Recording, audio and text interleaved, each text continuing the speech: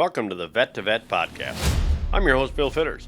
Joining me as I talk to fellow veterans about their military experiences from Vietnam to Operation Enduring Freedom. This podcast is sponsored by Tugs, talking, understanding, growing, and supporting. Even big ships need a little help sometimes.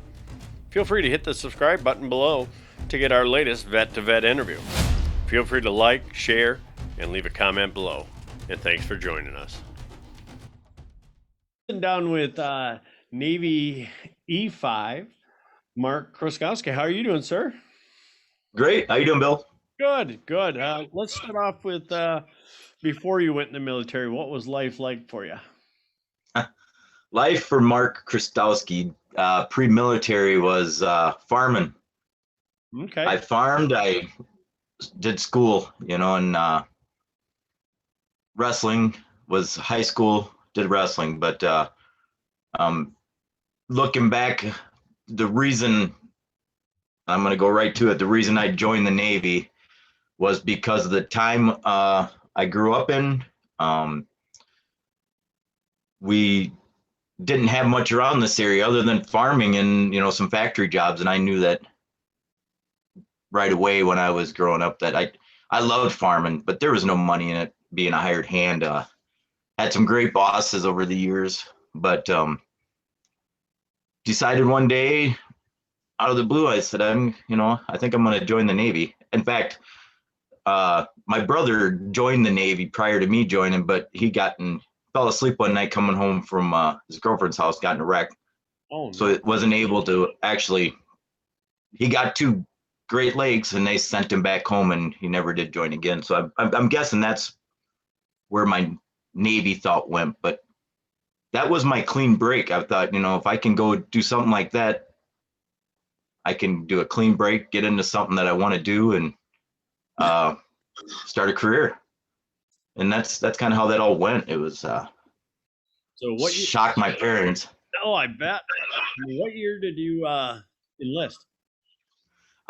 January 91. So this is another cool part of my story is I go to MEPS on I think either the 15th or 16th of January. And it's a 2-day thing. Go down there, take your test, do all the stuff, do the oath. And I was in a delayed entry for a week. Oh, wow. But yeah. So I go down there, do all my stuff, and MEPS, I had no clue what I was getting into. They're even, you had to take a test again, take an ASVAB again. All right, we do that. And what do you want to do? And I knew what I wanted to do. I said, I want to be a diesel mechanic, having no idea what a diesel mechanic in the Navy does other than work on diesel engines. But that's what I chose. And by Lord, I got that, no problem. But all the MEPS stuff, we're heading back with the recruiter, me and another guy coming back to Dodgeville. That was where recruiter office was. And the United States decides that we're done with messing with Saddam Hussein, and we bomb them that night on the way home. Ah, okay. And the recruiter looks back at me and says, "You're in the war, boy." I'm like, huh? What the hell's that mean?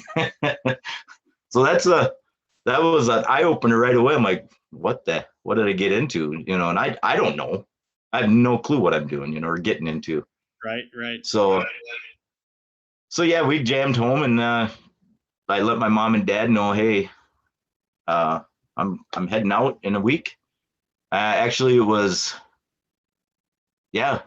exactly a week. And I went back to work for my boss for that final week, which is, I don't know if you know John Lan Erickson out of Blanchardville on Old Q there. Oh yeah. They're good people. They treated me really well when I worked for them. They taught me a lot too about growing up and being a man. So that was cool, but they were surprised as well, but they understood what I was doing. So I can relate to that story. When I was in tech school, we bombed Libya, and we were told by our instructors, you guys are about ready to learn what war is. And that it's a little unearthing, but you know what? It just raises your like, I'm ready for this. The oorah comes out of you. Yep. So Yeah, but that's all we did is bomb him. So that was the end of that little skirmish. Well, yeah, like for me too. I mean, I wasn't even out of boot camp yet, and they were pulling their underwear off as white flags trying to get, surrender to us, I guess. And Yeah. Yeah, so we're getting ready to go into MEPS. We just got done talking to the Ericksons. Go ahead. yeah, so of course, telling my buddies I'm leaving, they're like, "Wow, I can't believe that." I'm like, "Well, it's what I'm gonna do," and then, clean break. So I get to go in. I get a bus. I get a car ride to Madison and get on a bus by East Town Mall. And I get a bus ticket with a brown envelope. There you go. Get on the bus. Go to Milwaukee. And I get to Milwaukee. I go through the MEPS thing again through there, and I don't remember much of that part of it because I'm in this whole what's happening next mode. It was happening pretty quick, and so I remember getting from MEPS. I got on a train to go to Great Lakes, and I'm like, first time I ever been on a train, and and it's an old beat up rickety old piece of crap, and it's making all this noise, and I'm like, oh, this is weird. Yeah. Get into Great Lake, Chicago, and from there, I'm on a bus to go to the base. So, I mean, all kinds of modes of transportation here in one day, I'm like, Jesus, this is crazy. Yeah. So I met a kid that was going in, it was actually going to be in the same company I was, which I didn't know that until we started filing in that night into boot camp. But this kid was from Hales Corners, Wisconsin. Okay. And so, I mean, right away, of course, we had to hit it off. I mean, he knew nobody, I knew nobody. And it's like, and that's kind of what you do in the Navy anyway. You find somebody and buddy up and you figure things out. Yeah. Or any service. But so we get there and I gotta pee so dang bad. I mean, I couldn't hardly hold it. So we wait in line. And then we get into this classroom area and they're screaming at us. And I'm like, I can't take it. I raise my hand. I'm like, can I use the head? Sure. They take me, show me where the head is. I go to the restroom, come back, sit down, and they're like, all right, everybody, now it's piss test time. I'm like, what? And we couldn't go to bed. Couldn't go to bed till he provided a sample. Oh my. It was 3:30, 4 o'clock in the morning before I got to go to bed my first night in the Navy. Oh. And we were up at 5. And I'm like, that was the dumbest thing I mean, should have just waited. What is wrong with you? I'm like, oh. Hard knocks right away. I'm like, dang, that sucked. The typical But military, hurry up and wait. Yep. Oh yeah. Yeah. But so I get there and it's it's January 24th or 5th or whatever it is. So it's cold and we're in Great Lakes and you get there, you get your civilian clothes for the first day, and then after that you go through the haircut. You go, well, actually, first thing they do is get you up and make you do push-ups and all this, try to break you right away and all the exercise, which, through all that, I will tell anybody that any of the PT in the Navy was no harder, is probably easier than wrestling was from high school. Oh. I know I did more push-ups. I know I did more push-ups in high school. I know I ran more. I know I did more sit-ups. But it was good because I was prepared for it. It didn't bother me. I was able to run through all that stuff pretty easy. But so we're going to get our uniforms and stuff. And so like the first 3 days, you're running around in sweatpants, a sweatshirt, and a stocking cap, or a knit cap, not stocking, a knit cap. And everybody's got the same shirt, everything. Everybody looks exactly the same and exactly what they want to do. Everybody's the same person here right now. You're all learning together. So, it was kind of weird doing that whole thing with you just wore the same clothes. Didn't have any extra underwear right away. It was just you just went to bed and you got up, you sweat your ass off, go back to bed, not sleep. And the other thing that I really remember about boot camp is the swim test.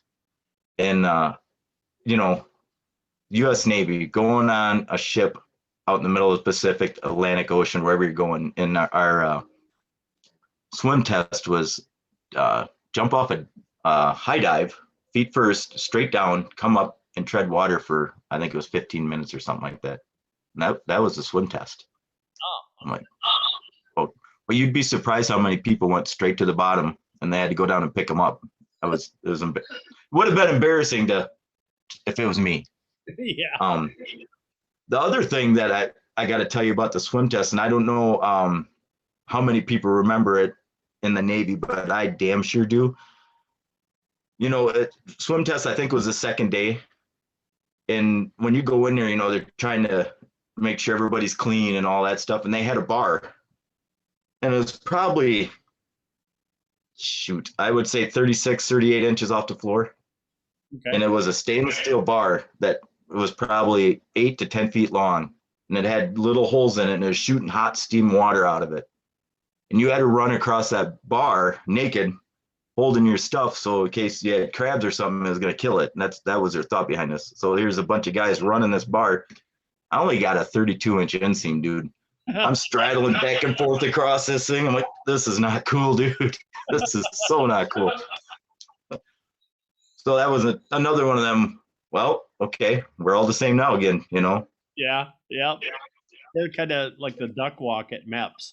It's yeah, exactly. Yep, you know, exactly. one of those where if you got any dignity, they're gonna take it from you right there. You don't have a choice. It's like, strip down, do this. Oh, all right. I mean, what are you gonna say? No, everybody's doing it. No one cares. Right. You know, and then going through that, like I say, boot camp was really kind of a breeze. Oh, let me back up just a little bit. Here's something I didn't know when I signed in. You got your regular drill companies, regular boot camp companies, and then you got your drill companies. There's usually there's 3 drill teams that commence the graduations every week. So one boot camp company from each week, per week. Let me explain that better. So you got your 0-100 companies like 074, 017. That's one set of companies. Then you got 900 companies. The 900 companies are the drill, state flags, the color guard, and then the drill team doing the guns, the spinning and the guns and all that. Mm-hmm. And I was in state flags. I got put in a 900 company, which I only had one company commander, and all the 074s or whatever, they had 2. So we had one guy taking care of 80 people. They had 2. So I mean, your way of blending in just a little bit was a little bit easier. You know, you didn't get unless you did something really stupid, you didn't stand out very much, you know. Which is good. But we got it, which is really good, especially for me, you know. But so like after the second week in boot camp, we find out, you know, I knew I was in company 918, and I didn't know. I mean, none of us really knew what that meant until like the second week. They took us down to the drill hall. Everybody else is running in push-ups and that.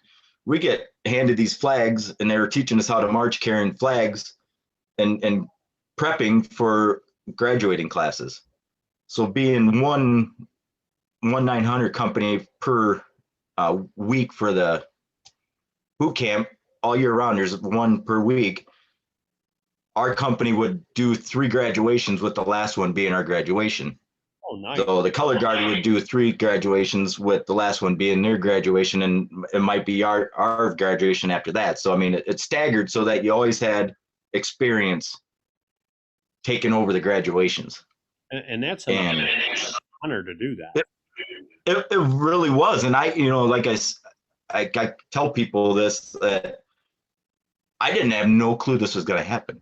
It was, you know, I kind of got put in the right position. It just like things just worked. And The only thing I'm disappointed about is I had to carry, and nothing against Vermont, but that's the flag I had to carry. I wanted Wisconsin so bad, but they wouldn't let me because everything's by height, and I'm only 6 or 5'9". Taller guy or shorter guy actually got no, taller guy got me.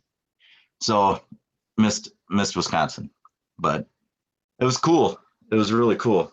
That's a heck of Um, yeah.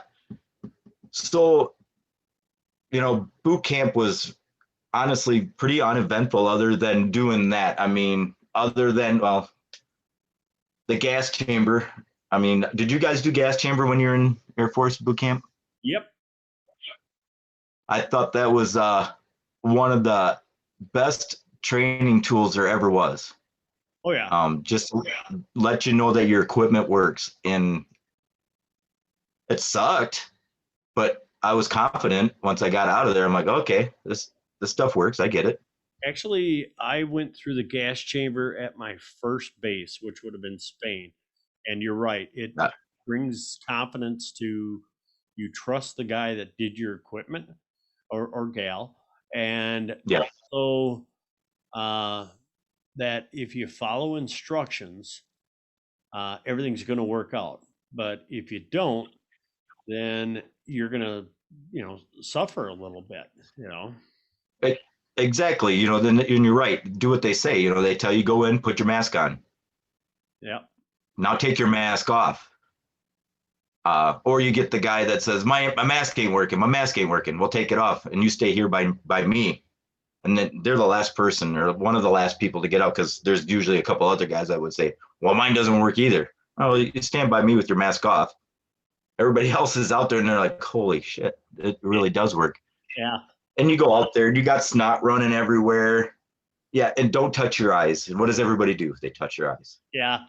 Now, did you guys have a question to get out? Yeah, we had to give our name, social security number, and company number. Okay. So I mean, it was for me. I mean, I'm glad they didn't ask me to spell my name, but yeah, you'd have been yeah, I would have been right next to them going, damn, gotta get out of here. But you go out, like I said, they tell you go out, hold your hands up, fan yourself, don't touch your eyes. And I didn't touch my eyes. I watched a lot of people do it, and they're burning their eyes up because they're pushing it into their eyeballs or back into their eyelids and stuff. And pay attention. That's what the whole thing is. Yeah, listen, pay attention, do what I say. Yeah, you're gonna get through this. And trust what we give you, what we say. Yeah, for sure. And that there's another thing I didn't realize joining the Navy. I should have, but I didn't. Like I said, I didn't have time to do much homework. I had to going and the firefighting, doing firefighting in boot camp. We did quite a bit of it, and then from boot camp on, I mean, it was every day. Every day you did firefighting, and it was very essential. Yeah, I think I've discussed with another Navy guy that was with boats. You guys are a floating city. It's not like you can call 911 to have a local fire department come out and help you. You guys are it. No, we are it. And if you don't do your job like you're taught, yeah, not just you, but others may die, or you might just get hurt and you watch other people get killed because you didn't do your job. I don't know how a man could handle that, or woman, So that's why they do it. It's daily training, and it's second nature. Once you hear an alarm go off, you know exactly what to do. You know where to go, how to do it, what's gonna, everybody knows their part. Don't do anybody else's part. Do your part, unless somebody else is failing at their part and you're pushed into doing their part. Yeah, that's just the way it's supposed to be. Absolutely. So I get out of boot camp because boot camp for us is only 8 weeks. So it's kind of a short stint. Get out of that, and I get to come home for a week, which was awesome because I'm, Hollandale from Great Lakes is really 2.5 hours. The way I went to Great Lakes from when I went to Great Lakes from my house was like a 7-hour trip by the time I was all said and done. I'm like, yeah, this is really cool. Right. So the just 2.5 hours. I'm like, it was great. I got a ride home. I think my brother Dave came down, picked me up, threw me in the car. We come back up, went around and seen everybody like I hadn't seen him in 3 years, Yeah. and head off to A school, which was my Benjamin A school was in Great Lakes as well. Oh, nice. So yeah, it was awesome. I mean, I didn't mind Great Lakes at all. It was when I was in, like in boot camp, it was cold, but I'm from Wisconsin. It's cold in Wisconsin. It doesn't bother you. Right. You're used to it. Yeah. So I do my A school in, which was, I didn't really, again, I'm sign up as an engineman, thinking I'm a diesel mechanic. That's what I'm going to do. I'm going to work on diesel engines. That's what I'm going to do. Diesel engines. An engineman in the United States Navy does not just work on diesel engines. They work on valves. They work on purifiers. They work on water plants. They work on air compressors, refrigeration, heating, or waste heat systems, jeepers, air conditioning. It's a lot of different things, and of course firefighting. We got to be versed in, we work on the steering gear of a ship. We work on anchors of the ship, the anchor windlass that pulls the anchor up and down. So it's a lot of schooling, which was packed into, I think it was a 12-week school. Yeah, it's 12 weeks.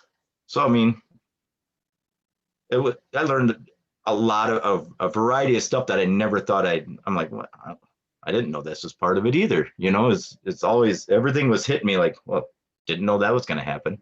Right. Didn't know that was going to happen.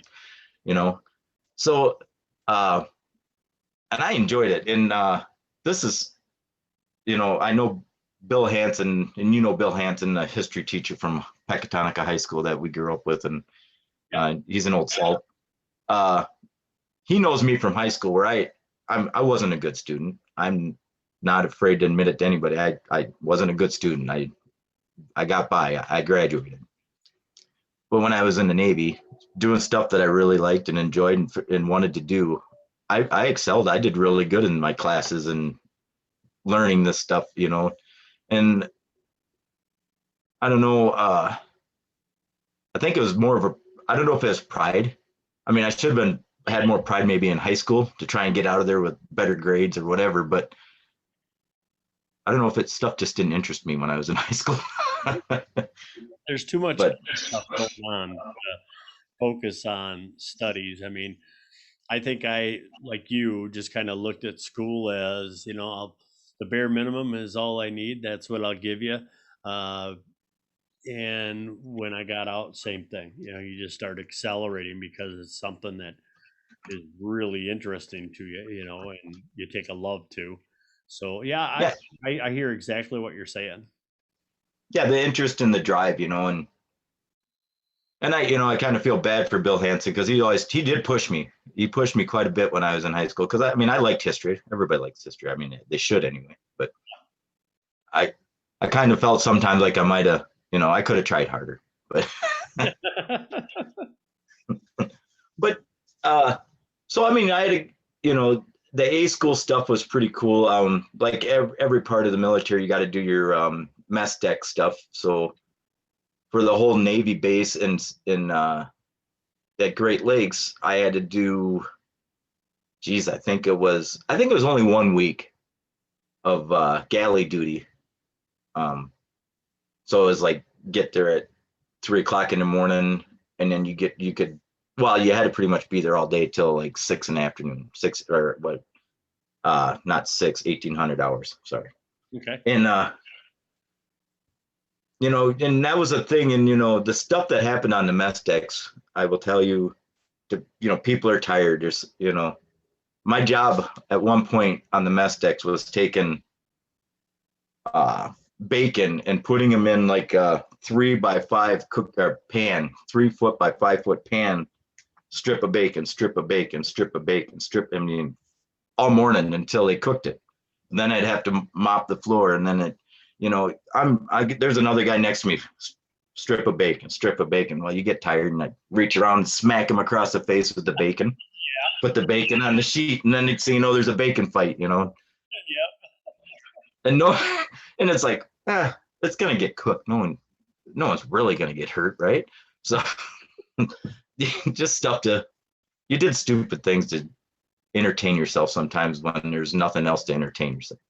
Yeah, and I think the military understands that. I think they know that there's a lot of steam, or not like anger, but there's a lot of No, built up because there's no time to play, but yet detention. Yeah. they allow time to play. You know what I mean? Yeah, for sure. And you had that little bit of time at night, from the time you got back at 1800 till 03, you needed your sleep, but didn't matter. You'd stay up, and there's no drinking for us on the base there. I was underage, so that was out of the order. I couldn't go to the base bar, couldn't do anything like that. So whatever.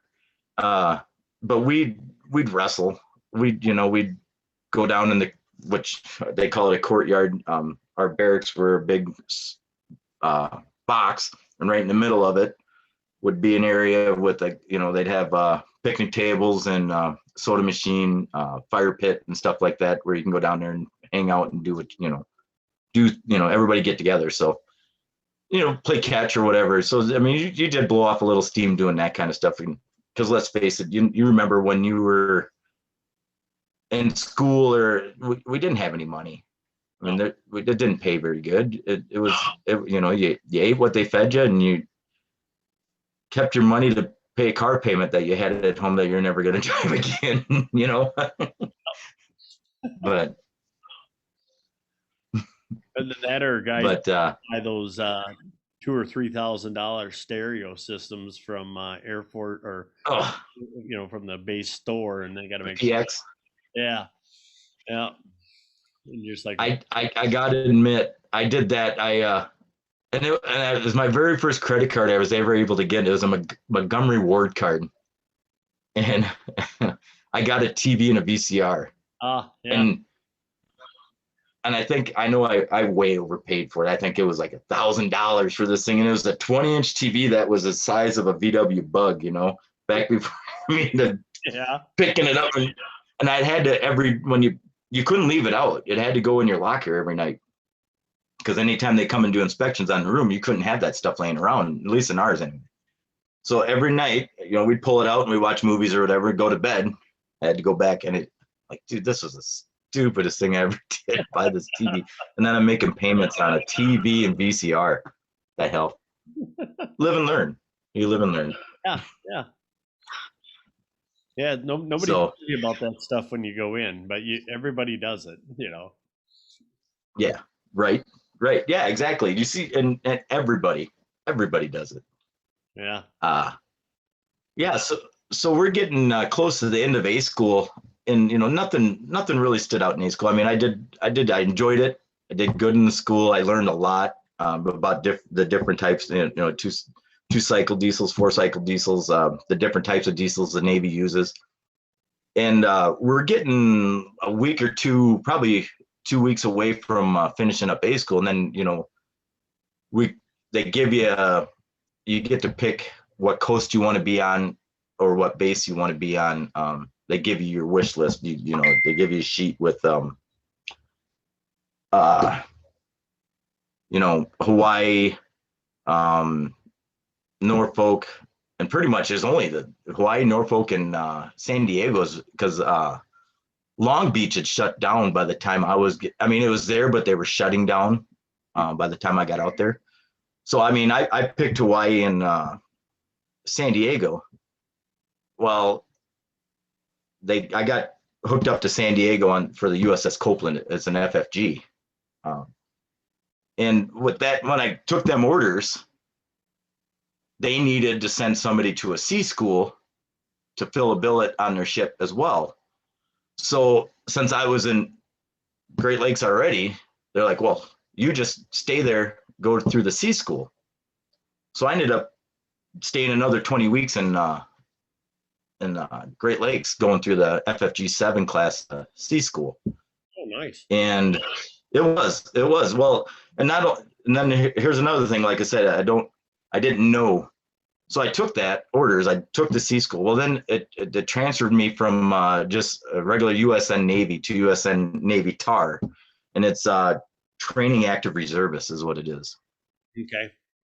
So didn't know what it meant. I did, but I didn't know until I actually got to the ship, and I'll get to that part when I get to the ship here. But so I'm an E2 now because when I was finishing up boot camp, I got Paul Murphy to join the Navy, and that gave me a pay grade, and so Paul Murphy joined. He was in '92 to '93, just so you know.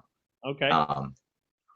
And so Paul and I best friends. I went to kindergarten, 12th grade together, and even spent time in the San Diego together. So that was a great deal. Yeah. So I'm going through going into the sea school. I'm a E2, which I'm a ENF FA fireman apprentice, because I'd be a fireman rate because I'm in engineering, and if you're above deck, you'd be a seaman rate.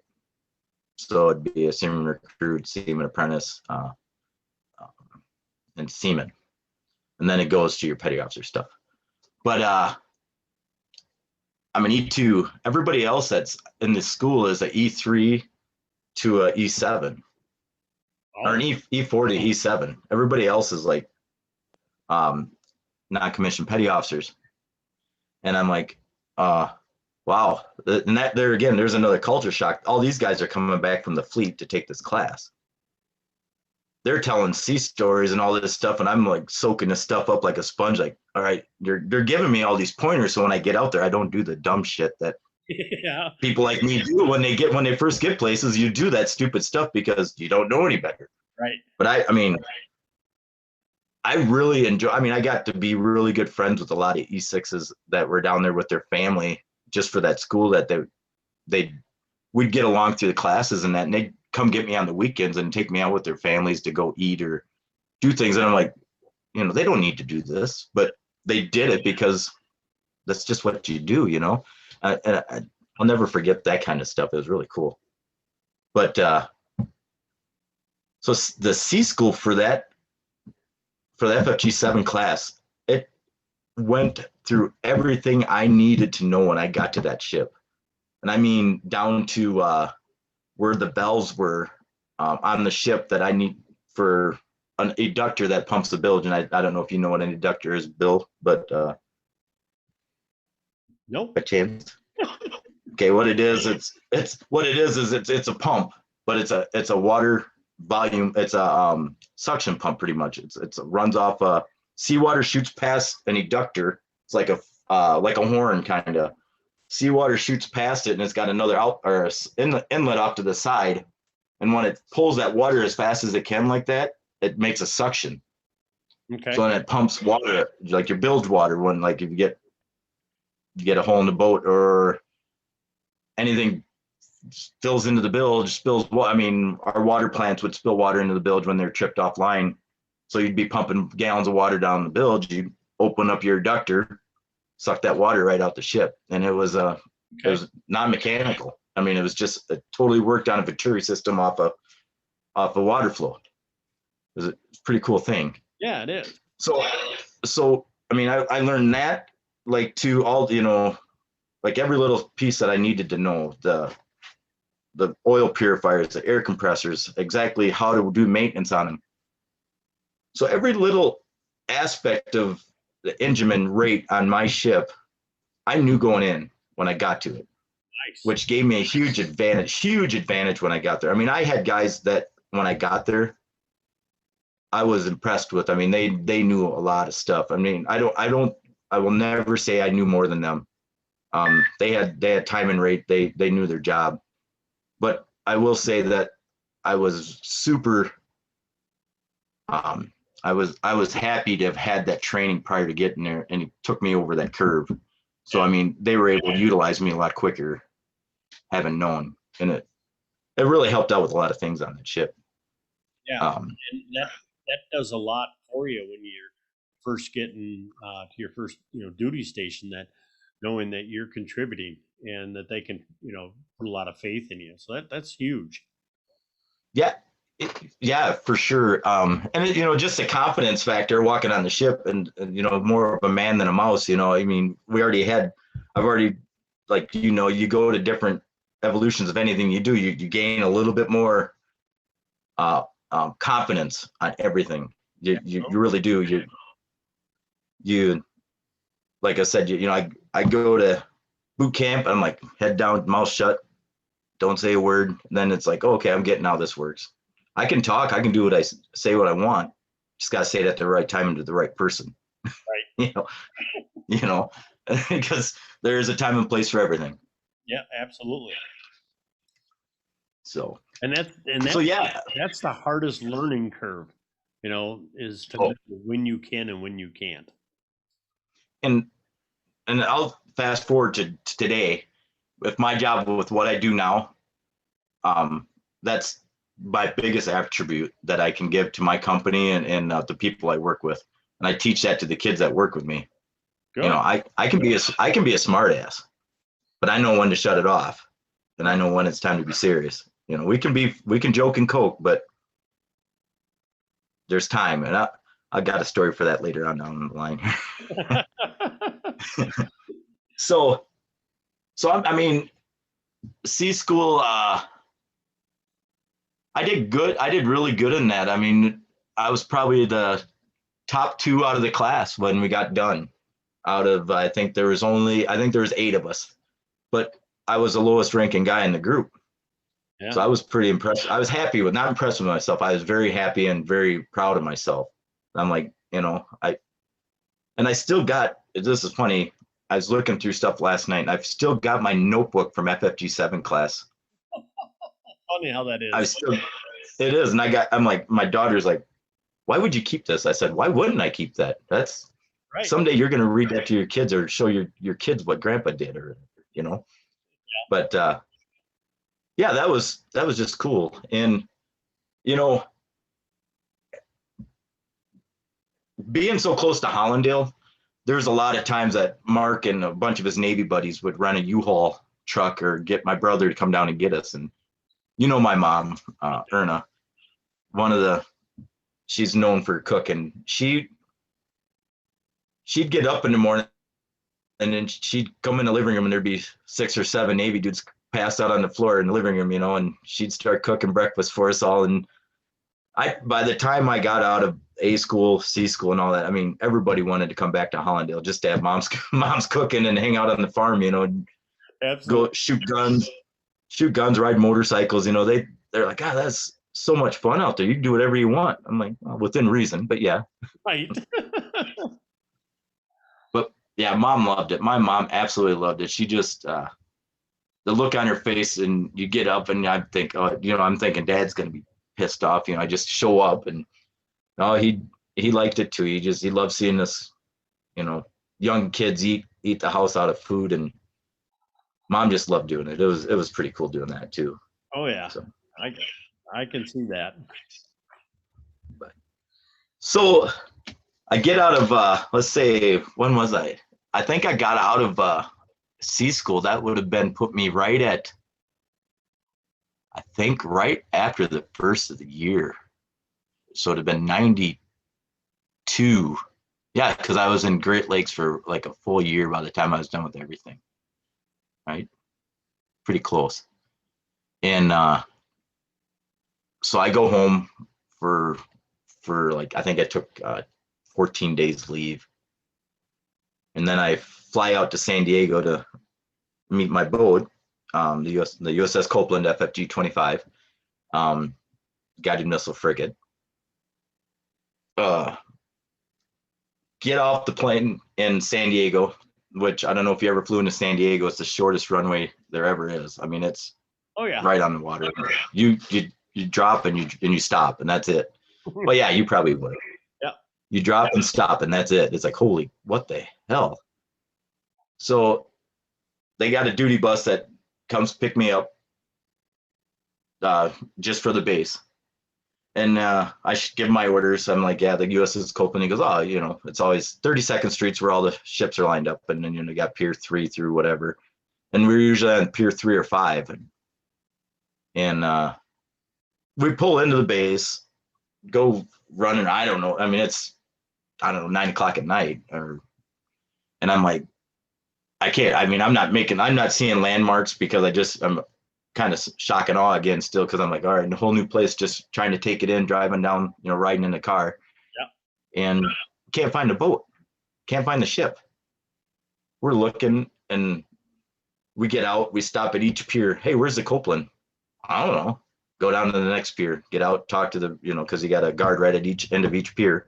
Hey, where's USS Copeland? I don't know. We're like, the hell?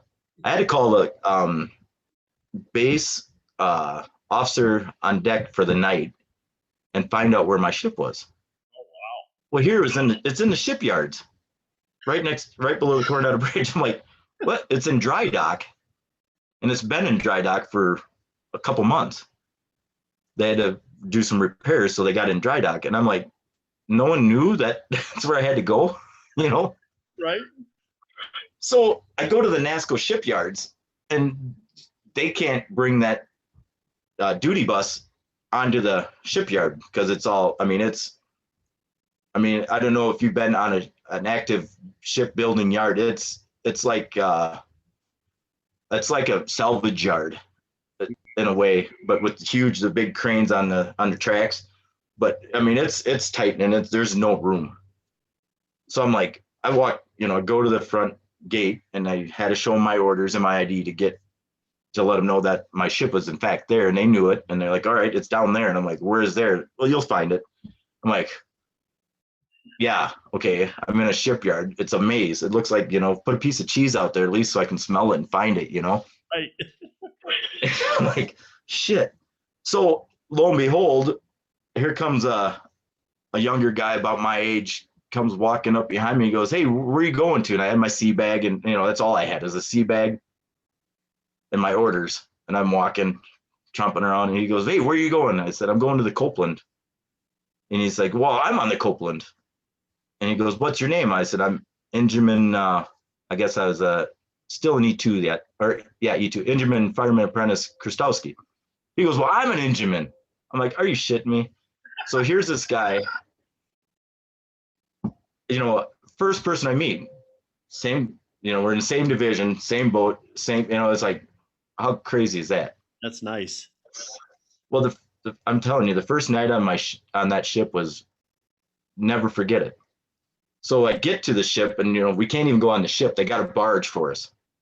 It's pretty much I think it's 3 floors, and it's all berthing, all beds, 3 high, in 6-man compartments. 3 beds. There's probably like a 3-foot space in between them. 3 beds high on each side, and you got a foot locker, and that's it. And it's in a head at each end of the floor. So you got 3 showers, 2 shitters, and a urinal times 3 for 160 guys.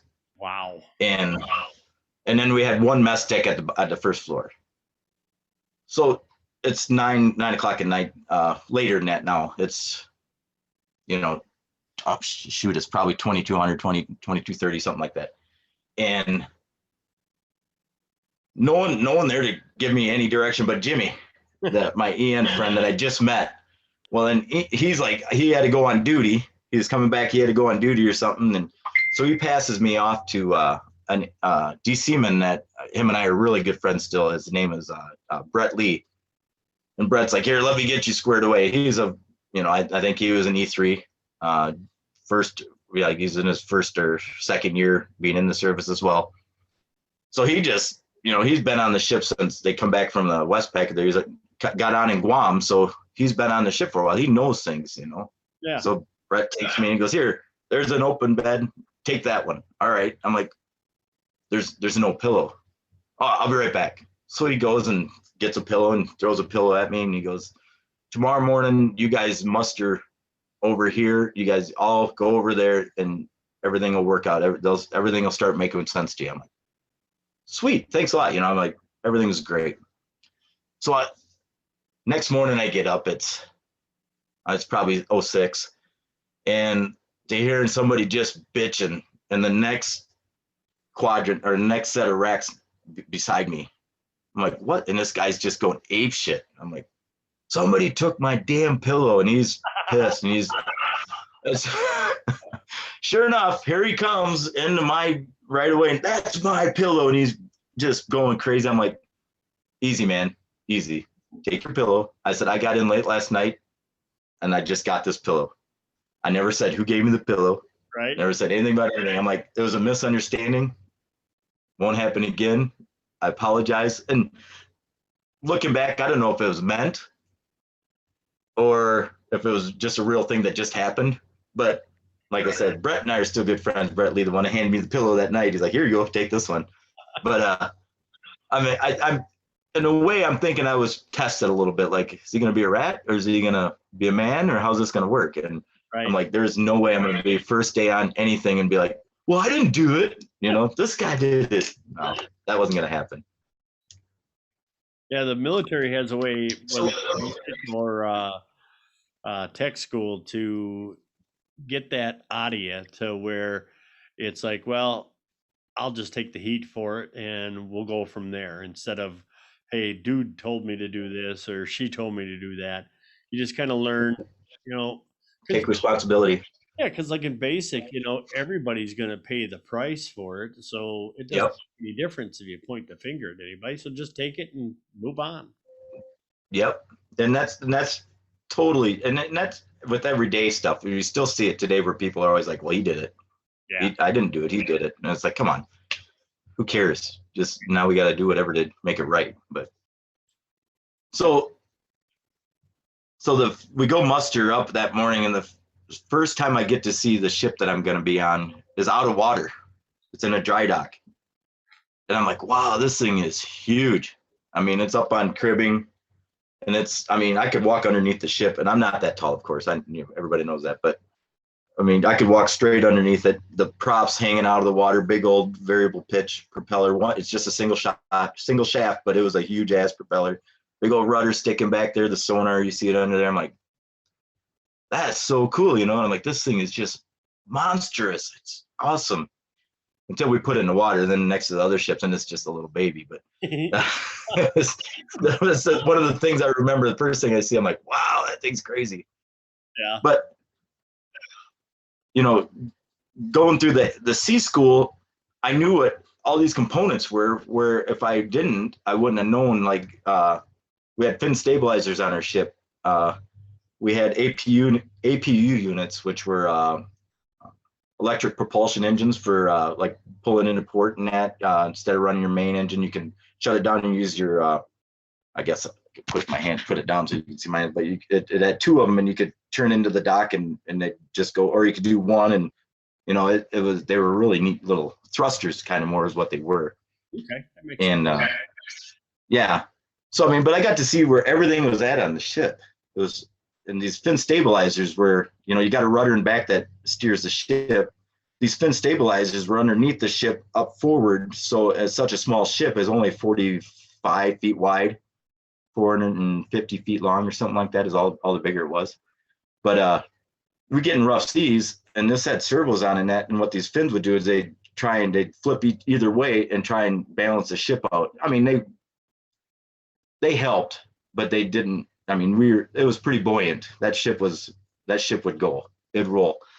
But it was kind of neat to see that stuff out of the water. A lot of people probably would have never seen that had it not been in dry dock, Right, and kind of one and one together to make two, because you get to see what's going on, where some other guys or gals may have got on the ship when it was in water and not seen. Yeah. Mental, all they would have is a mental picture of what's going on down there. So yeah, I could see that as a big bonus.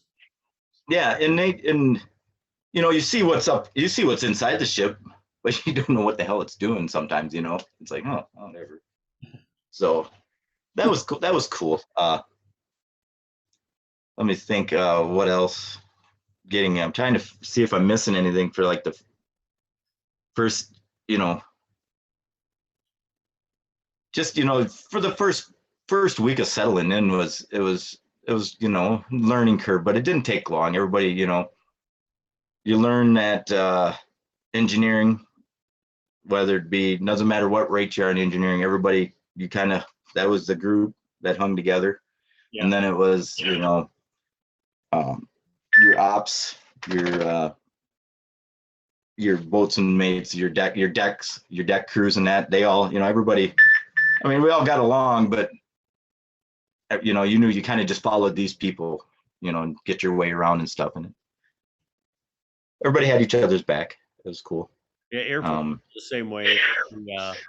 Guys or gals that were on the flight line kind of stuck together, partied together, and then the guys that were back shop or what have you, they kind of hung together. And yeah, so I get that. I mean, we're all on the same team, but you also have your little Oh yeah, group, yeah. I mean, end of the day, we're all going to work together. Doesn't matter.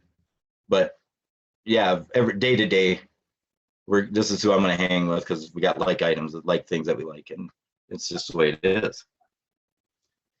So going back to like I said, the TARF designation of training active reservists. So it wasn't, I don't know, it wasn't very long, and we had drill weekends, which we had the reservists would come on the ship, and we'd have to train them through all our gear, and which, nothing against reservists, and I'll never say a bad thing, but reservists would come on the ship and they knew they were there Saturday and leaving Sunday afternoon. So they'd come in and be like, yeah. And I'm like, dude, we're supposed to be teaching it. Yeah, whatever. Okay. Yeah.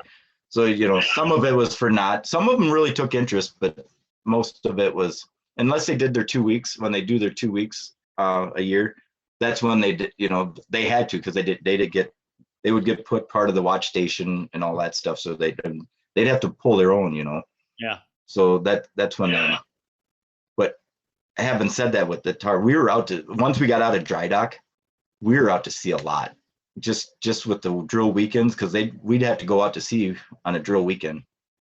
Just get steaming in the morning right away, go out, spend the night, do circles, and come back the next day and secure it, just to teach them, how to secure, how to fire up, how to secure, how things ran when they're out to sea. And I'd wear on you a little bit, because sometimes we just get back from being gone during the week and then have to go out right away on the weekend again, doing things. With that, we did a lot of burials at sea. I think I maybe I shouldn't say a lot, but I know we did at least 5, which was I didn't get to be up topside, because when we do that kind of stuff, we're set to sea and anchor, where we got to be man our diesel engine, or man whatever part of the ship that you got to man in case something does go wrong. You're able to be there, make sure we don't F up anything. It's ready, we're good to go. But that was an honor to be able to do stuff like that. That never bothered me to get underway to do stuff like that. That was I think that's the least our ship could ever did, is something like that for a person, a Navy man, woman, or whatever. So that was a cool part of it. Did you guys have female? No. Oh, there's a quick story about female. I think it was 93, maybe 93, 90, might have been 94, but I think it was 93. And I think we were coming back from Hawaii, or where we were coming back from, and a helicopter lands, and out comes a female, and everybody's like, what the? We knew we were getting mail, and then they sent her the wrong orders. And it was, I think she was I don't know, I don't remember what her rate was, but she was like a E4, E5. And it was like, and nothing against this poor woman, but everybody avoided her, because everybody was afraid that they would get in trouble to even talk to this woman because we just never had that on our ship. They put her up in the officers country. She got her own wardroom because they were concerned. Everybody was kind of concerned of, back then there's a lot of the sexual harassment stuff, because it's new, all that kind of stuff, and everybody was kind of afraid of it. Yeah. It's like I said, no fault of hers. It was not her fault at all, but I kind of felt bad because everybody just stayed away from her. And she was only on there for like 3 days. But that's the only time we had a female on the ship. Yeah, and it makes it tough on the mission when you just can't, I'm probably going to sound like a male chauvinist pig, but it's got to be said. When we do our job, we don't really care what we say. We don't really care how you say it. And if, like you said, when something goes wrong, you just automatically kick into gear to do just that. You're not, you do your job, but you also do your job using military language. And what I mean by military language is a lot of curse words. Foul mouth. And that's sometimes hard to do when you have to watch what you got to say or watch what you got to do. We're professionals. There ain't no doubt about it. But, sometimes words are going to come out and they're not going to like them. And I don't know if I'm comfortable with that in combat type situation either, Right. And you use the right word there, comfortable. Because like I said, we had not seen it. I mean, I had females in my schooling, my A school in that. We had females in there. But that was just a classroom. That was its classroom. And I'll throw this out there. Remember, I can't remember what year it was that Army Jessica got. I know you're going to say the one that got took hostage. The whole nation was appalled and like, oh my gosh, they got a woman. And part of me is, hey, they got a military member. Let's look at this the way that it should be looked at. You don't want us to look at it as she's a female. Why are you guys being that way? Right. And to be forward with that, I'm pretty sure she didn't want to be recognized as just being a female. She wanted to be recognized as being a military member, that the military is going to come get her and take care of her. Yeah. Her brothers and sisters, they're going to come get her because that's why she's doing what she's supposed to be doing. They come and nabbed her. Now the guys, like the bad guys, our bad guys, got to go take care of their bad guys. Our good guys got to take care of their bad guys. And I put our money on our guys over anybody's guys any day of the week. Oh, in a heartbeat. I mean, even I think especially our lowest of, you know what I mean? The guys where maybe their elevators don't go all the way to the top, may go to the 10th floor, but doesn't quite make the 12th floor. I still would fight against anybody in the world, and where my ship was moored, right, we stand on the flight deck some mornings when we're in port, and you watch the SEALs out, just across the bay. And I thought, ain't no way in hell you catch. I mean, them guys are some tough SOBs, and then stuff they did. And I mean, the stuff that they had. I mean, I watched them jumping out of the helicopters into the bay, and into the water. It's raining. It's rolling pretty good right in the bay yet even. And I'm like, geez, no way. I ain't touching that stuff, But kudos to them dudes, them guys that's the real deal there. Yeah, those guys have to be part, or those guys and gals, because they do have a good support crew behind them. They are, you got to be part psychotic to jump the situations that they do. I get that they're highly trained, but you also have to have a totally different level of mentality of to do what they do. So I agree. Kudos to them. Yeah. It's amazing. So where was I going next? I don't remember. All right. Uh, A gal come onto the ship. They put her up in the oh, there's area. well, yeah. Well, yeah, she lasted like, she was like 3 days, and they got her off, and we got into port. But that's where I was going to go with the hazing of being on a ship. Uh, that's one of my most favorite things that I can tell people. I mean, I don't tell everything that happens, because some stuff you just don't talk about, and you don't. It's not right to tell people that. Some of it's an earned passage, if you will.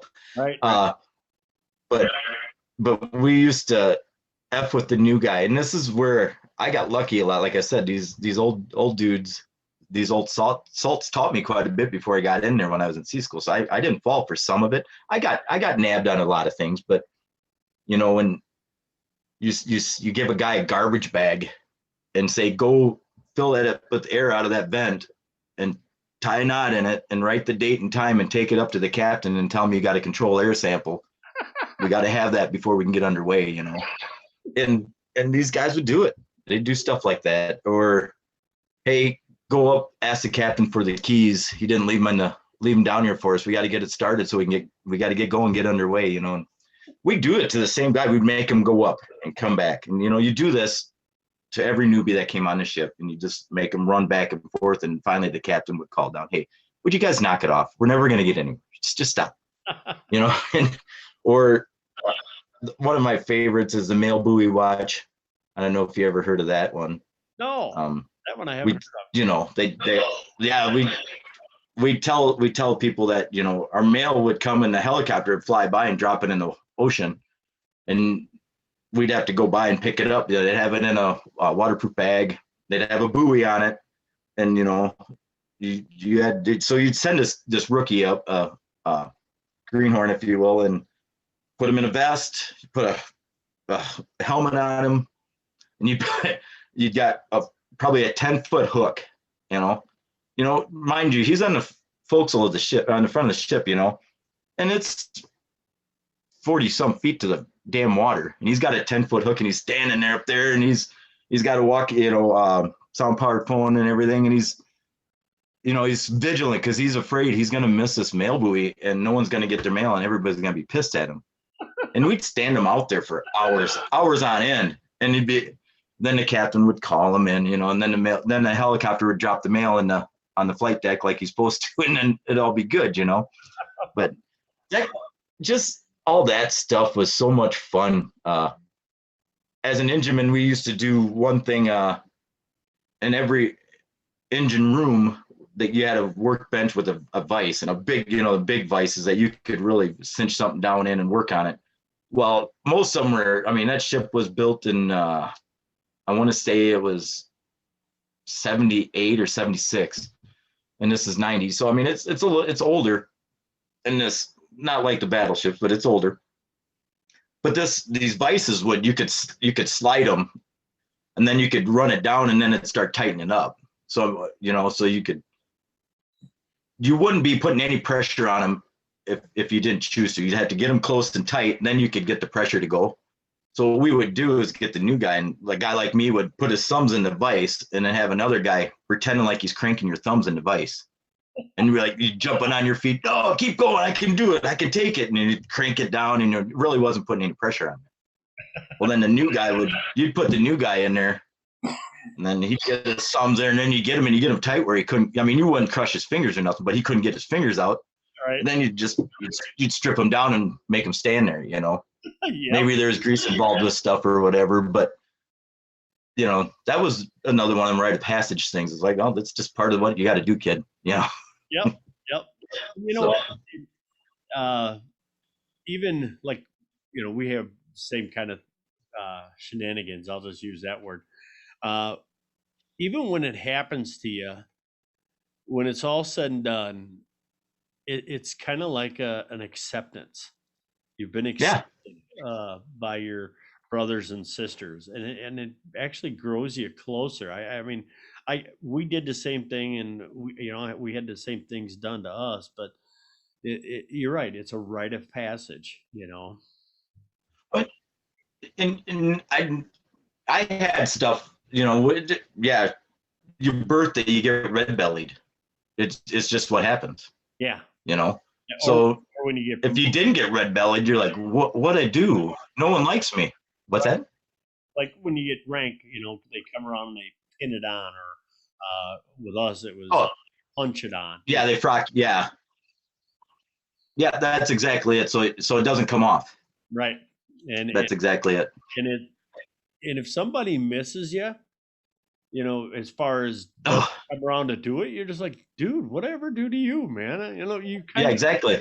you know, Exactly. And you know what's funny? I'll tell you, we had some really cool officers on our ship, which I've heard a lot of stories of people saying, "Oh, our officers sucked. I hated them. They were just a bunch of goody two shoes and whatever you want to say about them." But our engineering officers, we had one, when I first got on the ship that no one really got along with, and he didn't last. But we had like a Lieutenant JG. There's three of them, and which is a O2, and they were just so cool. I mean, we had one that we're on the night watch from the '02 to '06, and he's like, "I want to get red belly me," and we did. We cleared off the table and red belly. He's like, "Yeah, that's awesome," and that's cool. That's, hey, you want to be one of the boys. We respected him more having done that than anybody else probably, because it's like he really wanted to see what this was all about. now tell me how that would go with a female. Ain't happening. Right. Well, I'm not saying it. I'm not saying it wouldn't happen. I'm just saying on that ship at that point in time, it would have never happened. Never. Yeah. I don't even know. I don't even know if they'd frock or if they'd put it on. I don't even know what would happen. And it's not nothing against the female again. It's different time. Different time. I wouldn't see it happening either. When we pin their rank no. up, you let up. It's more of a tap than anything else. But they're part of the crew. But the shenanigans, as far as like with us, we'd send them all over base looking for prop wash, which is actually the air that goes past the engine. Those kind of things we sure, or some ID10T. Yeah, or a line of we need a yard of flight line. Send them around looking for that. Just stuff like that, and or gig line. Yeah, yeah. But I think they got offended by that, by the fact that by our shenanigans, when it was just part of being. I don't want to say the boys' club, but just the club. Yeah, yeah. It's like right from the beginning, it's a rite of passage. Yeah, correct. Rite of passage. Yep. I mean, yeah, we did. Yeah, I mean, we did. I was fortunate enough never to get seasick. I don't know how. And if I ever started feeling a little pink, I just drank some tomato juice and I was good. I was always never really bothered me. Yeah. But we used to take, you get that guy that was seasick or would get seasick all the time, and you put a rope up in front of him so he'd watch it swinging, or he'd put a half glass of water in front of him so he'd watch the water in front of him slosh, and next thing you know, he's chucking, and it was a game. Yeah. And, he knew it was going to happen. That's just part of it, dude. Don't show anybody your weakness. That's one of the biggest things that I've learned. I mean, as soon as you show somebody a weakness that you have anywhere, yeah, it's attacked no matter what. I mean, they're going to use and most of the time in a good way. Yeah, but it's attacked.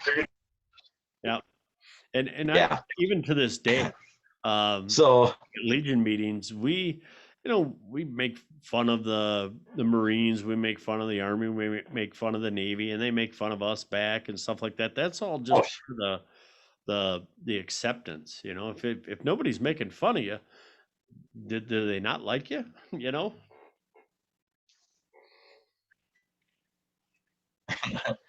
Well, it goes. It doesn't even matter what generation, and that's where you're getting at. But I had to speak one time, and my uncle is a Marine. I had two uncles that were Marine. I was the only Navy guy in our family. Actually, three uncles were Marines. I apologize, but I was at I had to speak, and I did it. And my uncle was up to me after. He goes, "Man, where the hell did you learn to speak like that in front of people?" And I was pretty impressed. I said, "Well, I was in the Navy, not the Marines. It's a lot different, you know." Yeah. He's like, Jesus. So that's pretty cool. But yeah, and you're right. And it doesn't matter where you're at or what you're doing. If you see another service member, you're gonna say hi. Yeah. Doesn't matter, guy, girl, what they are. It has no. If you see somebody that's got it, I go out of my way if I see somebody with any kind of hat, any kind of, and sometimes I get the, well, I didn't serve, my son serves or my daughter serves. Well, I'm proud of them. Thank you. Yep. Good. You're a good parent. I Yep. mean, it's a big fraternity for sure, and you should be proud of it. If you're not proud of it, and then I know, like Mr. Cameron, he said that the way they got treated coming out of Vietnam, they should still be very proud. People that shouldn't be proud of the people that treated them like shit. That's the people that shouldn't be proud. I mean, them guys did their job they're supposed to do. They got in their station. You get asked to do, and what you get asked to do in the service, you do. That's just that's what it is. You don't have a choice. You don't answer. And for them to, that pisses me off, because the way they got treated, I didn't, way before my time. Yeah. Yeah. Yeah, Vietnam guys So definitely didn't get treated the way they should have. right, they should have got a hero's welcome. I mean, it was a political war, but it wasn't their political. They did what they had to do. Right. Exactly. So exactly. So right, I'm done talking about that. So we're on the ship, and go ahead.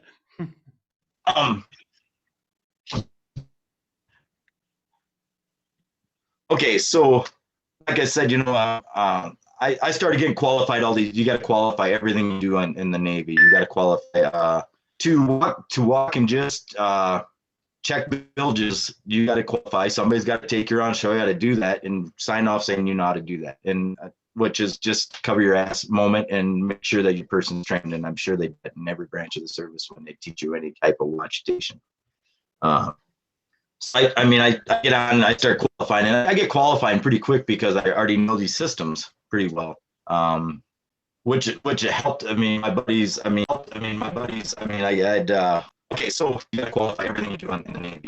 Ian Sherman, Tommy level, which is in the check bilges, you gotta go and make sure that your person's trained, and I'm sure they do that in every branch of the service when they teach you any type of watch station. Maryland, I'm pretty sure he's got a place, but I had him, and then us three kind of hung together. We were all the same age, same rate, same rank, and they're happy because it alleviated some of their pressures, because they had a guy that could do maintenance and stuff as well as do watch stations that they could do, and sure, they taught me how to do the watch station because there were tricks to the trade. I seen it, and I worked on the stuff in a school. When you get to the ship, it's not exactly 100% correct. There's a trick. You might have to tap a gauge. You might have to turn this valve a little slower because it's got a slow leak, and when we do our maintenance on it, we'll fix that. But until we get to it, the tricks of the trade as you go.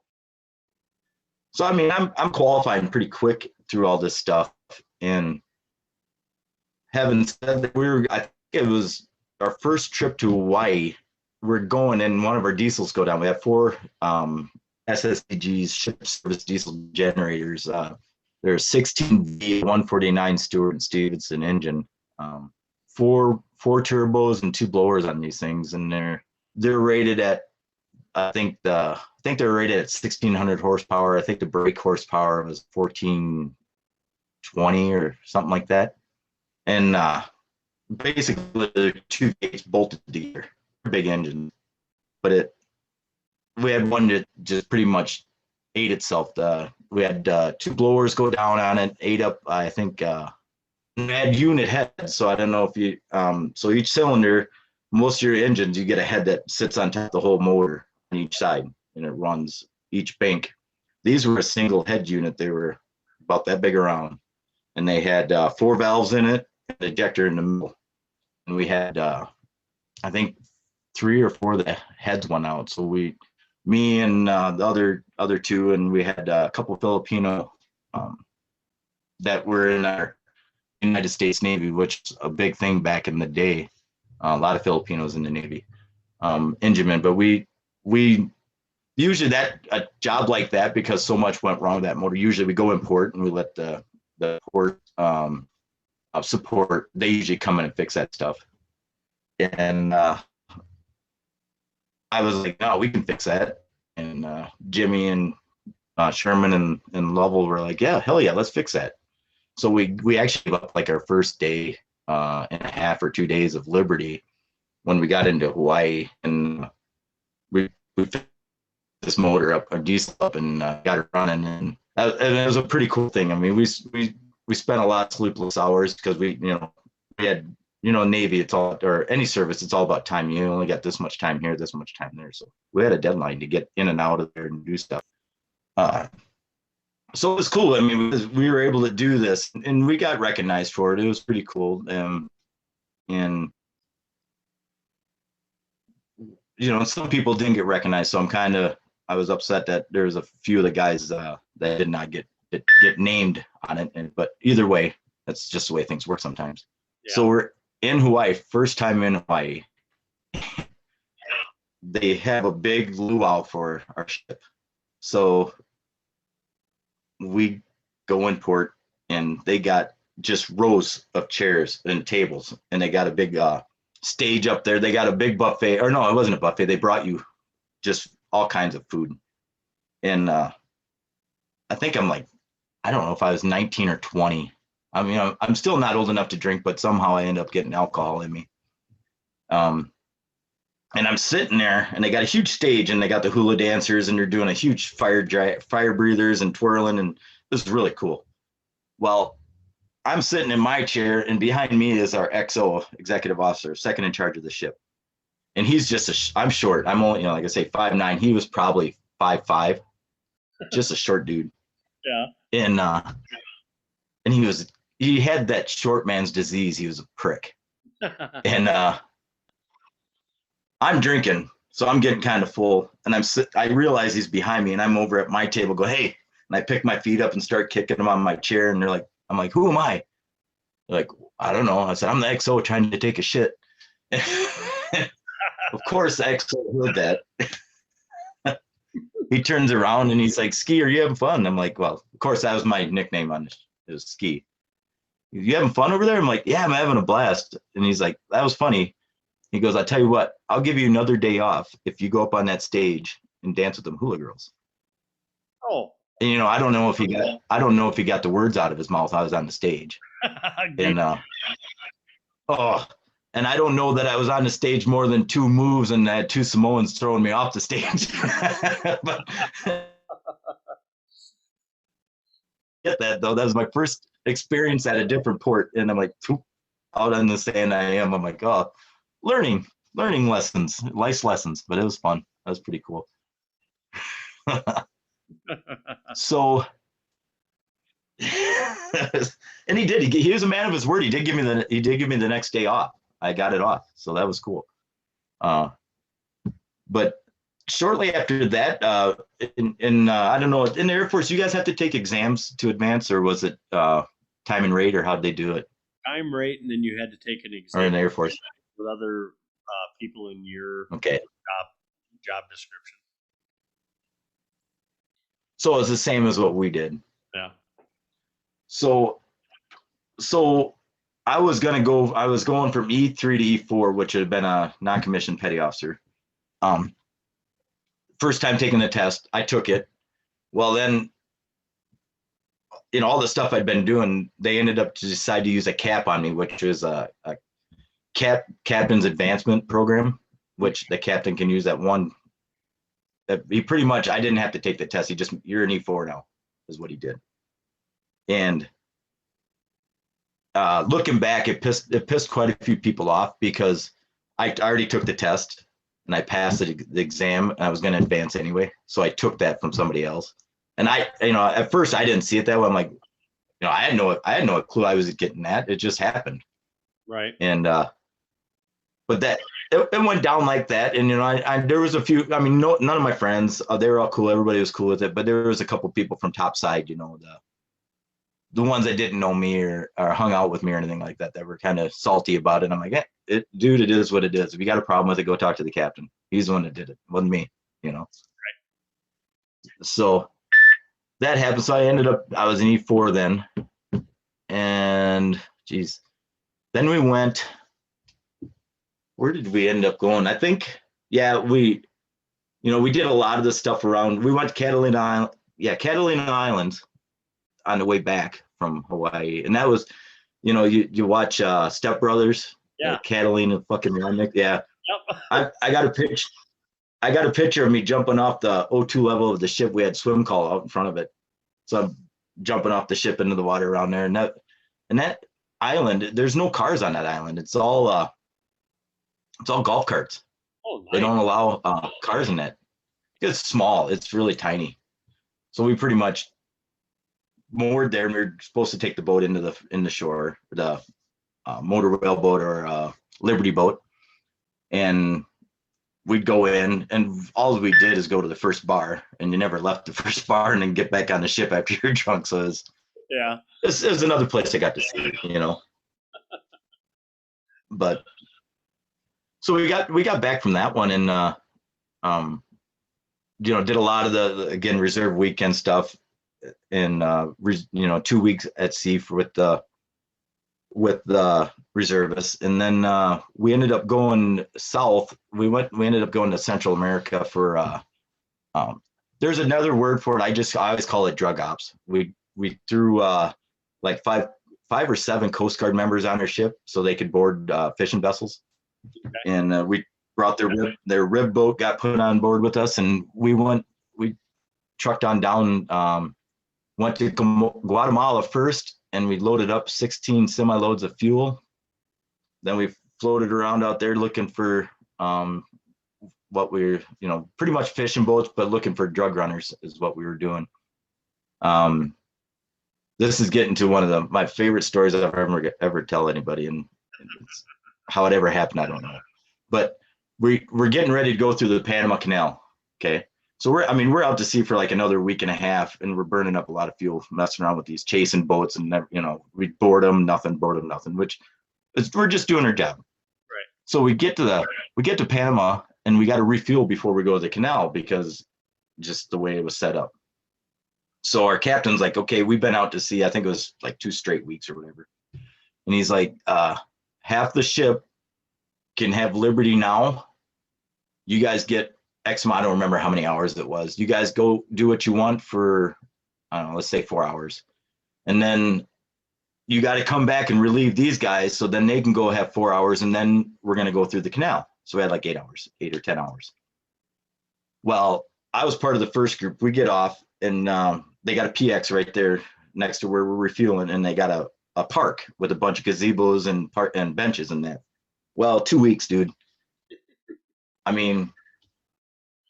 There was like everybody did is went in and bought cases of beer, and we sat at picnic tables and gazebos and drank beer. I'm talking from an E1 to an 05, 04.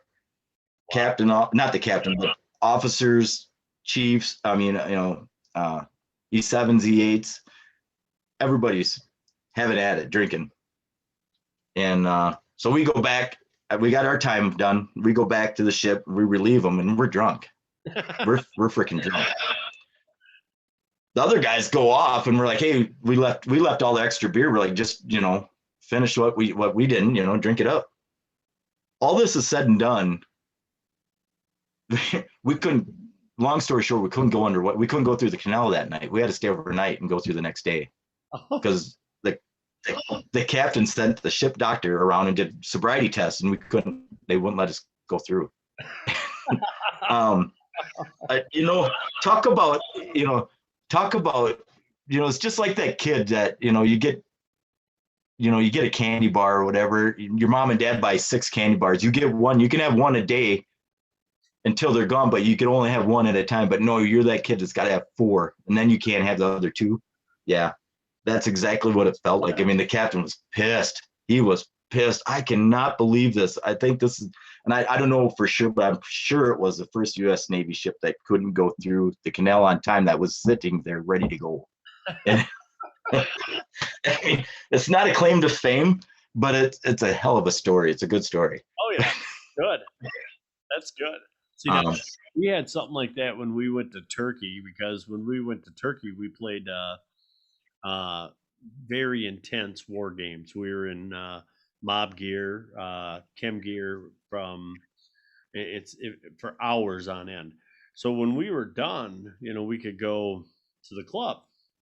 Well, Turkey was big enough, so it was officers and enlisted, and it was kind of neat to kind of bond with our pilots that we really never seen, because they had their helmets on most of the time or what have you. So yeah, and then the next day was all rubbing elbows. Yeah, the next day was very rough, but yeah, that bonding time is priceless. It is. I mean, and like I said, on our ship, 160 guys. Everybody knew everybody, and you knew everything about everybody. You know how to piss that guy off. You know how to make him get ornery. You know how to make him happy. You knew what to say about just about everybody, and which was great. And there's a lot of times you said stuff just to piss somebody off. That's the way it was. Things were getting boring, so you got up. Oh, we used to take guys into other berthing areas, which there's 3 of them on our ship, but where people slept, and we had a TV lounge, and pretty much it was a room. Probably, I mean, this room ain't big. It's probably a 10. It's probably twice the size of this room. Probably maybe not. Probably like a 15 wide by 20 foot long is all the bigger this room is. It'd have a fucking big old Magnavox TV bolted to the wall so it won't tip over, and some of the most uncomfortable chairs around there. And you'd go and watch movies at closed circuit, or they'd put a movie on up top side, and everybody watched the same movie. Doesn't matter what it was, everybody had to watch the same movie. Well, we used to take the smallest guy and just throw him in their berthing area or in their lounge and challenge anybody to a fight, and then you'd hear some rumbling, and then everybody'd go in, and it was more wrestling. There wasn't really punches thrown or anything like that. It was You're just passing the time. You're passing the time, and it was you did shit like that. Yep. But yeah. So let's say we get through the canal, which I got to see about 5 minutes of the canal when we are going through it, because we were all at sea and anchor, and just in case something goes down, you can't leave your spot. And I got relieved to get some food, so I grabbed some food and was able to go up and just see as we're going through a few of the locks. So the only thing I can really remember about the Panama Canal going through it is we're coming from the Pacific side to the Atlantic side. Excuse me. How much higher the water was on the Atlantic side. I mean, it was really weird. I mean, our ship was like here coming through, and the water was up there. I mean, it was just weird. And then you're taking the locks and getting up to it that was really neat. Oh yeah. But then from there we went to Cuba, Guantanamo Bay, right at Thanksgiving. And there's another quick story, but I'm on the phone with my dad in the bar, having a beer on the base bar, and all of a sudden there's this huge fight. The Marines and the guys on our ship getting a fight. I had nothing to do with this one, but my dad's like, "What the hell's going on there?" And I'm like, "Well, I think there's a misunderstanding." First night in Cuba. Thanksgiving's like 2 days away or something like that, and we get restricted to the ship for the rest of the time we're in Cuba, which is another, I think it's like a week, a full week we were there. Yeah, the fight was so bad. There's like the urinal got broken, sink got ripped off the wall, and again, I had nothing to do with any of it. I'm on the phone with my dad. I'm like, holy shit, this is getting crazy, And yeah, again, the captain gets on. He's like, what the hell's wrong with you guys? Well, you got to let us off the leash a little more often. It's crazy. Right. So that was, the day that we did get to spend there was kind of neat to see. We did go on a little bit of hike, me and a couple guys, and we're on the, you're on a fence line of a communist country next to you. Yeah. And with the wire fence and landmines, big signs, do not cross this fence. There are landmines and blah, blah, blah. And I mean, of course, there was a buffer. It wasn't like I could put my foot over in the communist Cuba. It had a good lane where you would not get over there. But that was kind of neat to see something. I mean, something that Hollandale doesn't see very often, No. So then we got out of there and we went to the Cayman Islands. And again, we're doing all kinds of squigglies and squaggles to, we're chasing fishing boats and checking them out, and still haven't found nothing. And we're in the Cayman Islands, and there's no pier there. We had to pull up, and they had a Liberty boat for us to go back and forth into town or into the beach. And a lot of us would just jump off the ship and swim in, because it wasn't really that far, and it was so hot. I mean, we had a lot of guys get heat stroke or heat exhaustion, I guess. And get sunburned so bad they'd have huge blisters on their shoulders. I mean, just like that big a blister on their shoulders and stuff. So the sun was so hot right there. But two things from the Cayman Islands, and I'll get off of that one. First day there, I bought a 12-pack of Heineken, and I hate Heineken beer. I'll never buy it again ever. But I bought a 12-pack of Heineken in 1993, and it cost me $24 for a 12-pack. And I'm like, F that, never again. And I think I drank one of them because I'm like, I hate this beer. It's terrible. And then that same evening, we swam back to the ship, and we're climbing up the side of the ship on the ship's ladder. And one of our engineering buddies, well, he's not a buddy, a guy we knew, is a GSE 1. He's in the back fishing, and he caught a hammerhead shark. Oh my! When we're swimming in, and he's back there fishing. I'm like, dude, what the hell is wrong with you? Another one. What is wrong with you guys? Damn. It's a documented story there. That's true. So that's crazy. It is. So then we're jetting back to get back to cross the canal, and we end up getting a target and running. We were running flank as like, I think we could go like 30 knots. And we're burning like 10,000 gallons of fuel an hour. Wow. In these things. And we chased this. I mean, I don't remember how. It was hours. We chased for hours. Finally catch up. We board them. And they got nothing. They got nothing. But they send back like 3 big tunas to the ship. Huge big tunas. That's what they were catching, So the next day we had what they call a Steel Beach picnic. So we had fresh tuna on a grill out on the flight deck, that was so cool. And I'm thinking, we just chased your ass down, took how much time out of your day, and that they had respect enough to give us a tuna, these tuna for us to eat, and that was pretty cool. Yeah. So then we go through the canal again. We did good the second time. That there's no problems there.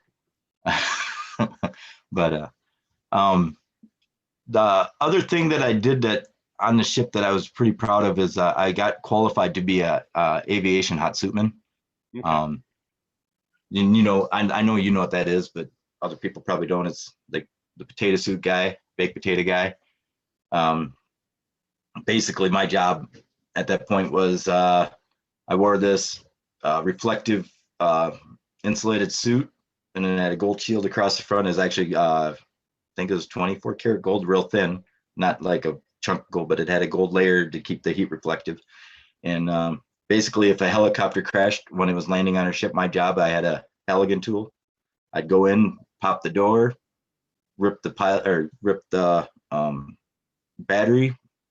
rip the seatbelt, and pull the pilot or the co-pilot or any other crew members out and get them to safety. So that was I was pretty proud of that. Oh yeah, being able to do that. I would. There's two of us. I mean, of course, there's always two, but the other guy was I think he was from Tennessee. His name was Lindsay. Big dude. This guy he was a big dude. But we were doing quals going to Hawaii the second time we went to Hawaii, and we were in some pretty rough seas, but we had to do like so many touch and goes. Yeah. And to just stay up on our quals. So we're doing this, and it's night, and we're up. I mean, it was like a 24-hour period where we'd end up just going in the flight deck or in the helo hangar and sleeping for like, you'd get like 10, 15 minutes. They'd get you back up and start going again. We always had to put down the nets before we start landing craft, and then we do the FOD walk down, foreign object and debris walk down. Everybody did it, but we put down the nets, and we're in pretty rough weather here, and he falls over the side. Oh wow! And the first thing they teach you on the ship is when you hit the water, you be getting your boots off and you getting your shit off, so you're not pulling yourself down in net. And our nets were, I want to say, when you dropped them down, they were probably, I don't know, at most 8 to 10 feet lower than the flight deck when they swung down. And he had his boots off by the time he hit that net. Wow. And he landed in the net, but he had his boots off. And I'll never forget because I was out there with him because we're doing their shit. And all of a sudden I see him roll, the ship rolled, and his feet went up in the air, and I'm like, oh fuck. And I just go running at it. And I got there and I looked down, and he's got his boots in his hands. He's like, I'm good. And I'm like, dude, it's kind of scary. Yeah. But on that trip, go ahead. No, go ahead. You're doing good. On that trip going to Hawaii, we got in some real rough seas, real rough. I mean, the front of our ship was going under the water, coming out under. I mean, it got to be where you could walk like between levels. It was probably like 10, 12 feet. You know, you run up the ladder. It got to be where you could take one step. If you timed it right, from the bottom of the step to the top of the step, you could do it in one step, because the ship would go down and you just jump right up on it. Wow. And then coming down, you do the same way. You just time it and you just take one step down, and you'd be, they always say, you're walking on walls, and you really could walk on the walls on that ship. So with them fin stabilizers, it didn't matter. That ship would roll like crazy. But we ended up busting our hull. We cracked the hull when we were going into Hawaii that time. And we had to get, when we got in, they had to get underwater welders and patch us up before we could get out again. Wow. That was pretty crazy. I used to have a video of that, and I don't know where it went, because that was another one of my smart Navy purchases, as I bought a camcorder. And it really was a smart purchase at that point, because I had a bunch of video of all this, some of this, not all of it, but a lot of the stuff that we did. And I don't know where it went. It's all gone. But that was cool. Doing that kind of stuff is pretty neat. Yeah. So then we get back from that, and then I took it was like, that's like a year later, and I took my E5 test, and I passed that first time, so I made E5. And then I had probably 6-8 months before I got out. And the last little deployment we did, and this is the thing, I never became a shellback, which sucked, because Panama Canal ain't much farther to get down there to the equator, and we missed it, Yeah. But I did get the order of the day. Isn't there something where when you go to Hawaii, the timeline? No, we went twice. I didn't, unless they just didn't tell me about it. I don't know. The Golden Dragon, something like that. I know the order of the ditch is what we did when we went to the canal. We got that card. Okay. I don't know. I'm gonna have to look that up. There's probably a bunch of Navy guys going, dude, come on, you don't know that shit? I just remember another guy that I interviewed had said something about the Golden Dragon or the Golden something for passing the time in Hawaii. Was it did they go the other way through Hawaii to Australia? I wonder. They could have been. I mean, did they go? I don't know. They might have went to Japan. There you go, Japan. Yeah, that makes more sense. Huh? Yeah, I don't know, Bill. I'd be lying if I said I did for sure. So I'm not gonna lie to you. No, we're all good. So yeah. So the last deployment I did though was to me, I loved it. It was we got to go to Alaska. We got to go up to Anchorage, and we were the first ship there in like 3 years since they started bringing ships back up there. And they did what's called a hostess sailor. I don't know if you ever heard of that. Pretty much people in town fill out cards of who they are, what they like to do, blah, blah, blah, blah, blah. And then they send it in, and you can pick a card, or they send somebody from in town to get on the ship, and then, see if you can match you up with these people that have these same interests you have. Pretty much it's like the love connection. It's just pretty much a dating game is all it was. Yeah. And so you pretty much like, okay, is there any pictures? No pictures. Damn. But but either way, the three things that I remember the most about that Alaska trip, and I loved it. I tell you, I'll tell anybody that if I ever go back anywhere, I really want to go back there because it was so nice. It's so clean. I mean, the air was so nice. The people were so nice, and it was just the country. The land was just beautiful. I mean, we pull into port, and here's on the pier, it's like 10, 15 women in like bathing suits, and they're from the local strip club holding up a USS Copeland banner. And I'm like, hey boys, we're here. Jesus, what the hell's going on, But neither here nor there. But I did the hostess sailor thing. And a young lady took me, and we went and I got to see the Portage Glacier. So a real glacier up close and personal, which to me was amazing. I never thought I'd ever see something like that. That was really cool. That's one of my high points for going to Alaska, as well as going to, I don't know if you ever heard of did you ever hear of the Birdhouse Bar? You've been to Alaska, correct? I have. I can't say I remember that one. Did you ever hear that Birdhouse? But then again, I don't. It's out. Huh. But it's an old bar that it's out by the glaciers, out by the glacier out there. And what it is when they had the earthquake back in whatever, half the bar sunk into the ground, and they left it that way. So you walk in the bar and I bet it dropped 6-8 feet on the one end. Oh wow. And it had this big old, I got a picture of it. One of these days I'll send you some pictures of this stuff, but it had this, somebody made a paper mache bird on the front of it or whatever it was. And or maybe it was out of cement. I don't know. But the deal was you go there, you have a drink or two, and then you leave. You got to leave something behind to let them know that you were there. I don't remember I don't know. I have no idea what I left behind, a sock or something, but there was like a prosthetic leg that somebody left there with their name on it. Nice. There was, of course, bras, panties, an arm, a prosthetic arm, a hook. I'm like, it was just, I wish I would have took more pictures there, because it was just like, oh, that was so cool to see that stuff. Yeah. But, and the other cool thing about that trip was the Legion, it was their VFW out there. Come and they got a bus and they come and picked us up from the ship, whoever wanted to go, and they took us out to their lodge out in the middle of, I don't know where the hell.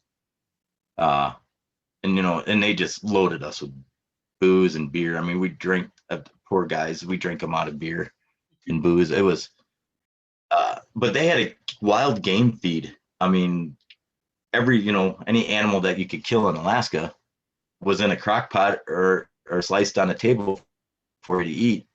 And them guys were so good to us. It was so cool to hang out with, most of them were, back then there was still a lot of World War II vets that we got to hang out with and hear their stories. And then, of course, the Korean and the Vietnam vets, but it was so cool to hang out with these old guys. And they're they're treating us like we're the hero. I'm like, no, dude, you're where it's at, man. That's some cool history there. And for them to just, like I said, I don't know if it was their lodge bus or what, but they drove a bus into town, picked our asses up, and took us out there. It was pretty neat. That's really humbling. It's pretty cool. It makes you respect other people. Oh yeah, good on that one. Didn't have to do it. So that was cool. And then so that was mostly the trip. And then we went to Vancouver, Canada.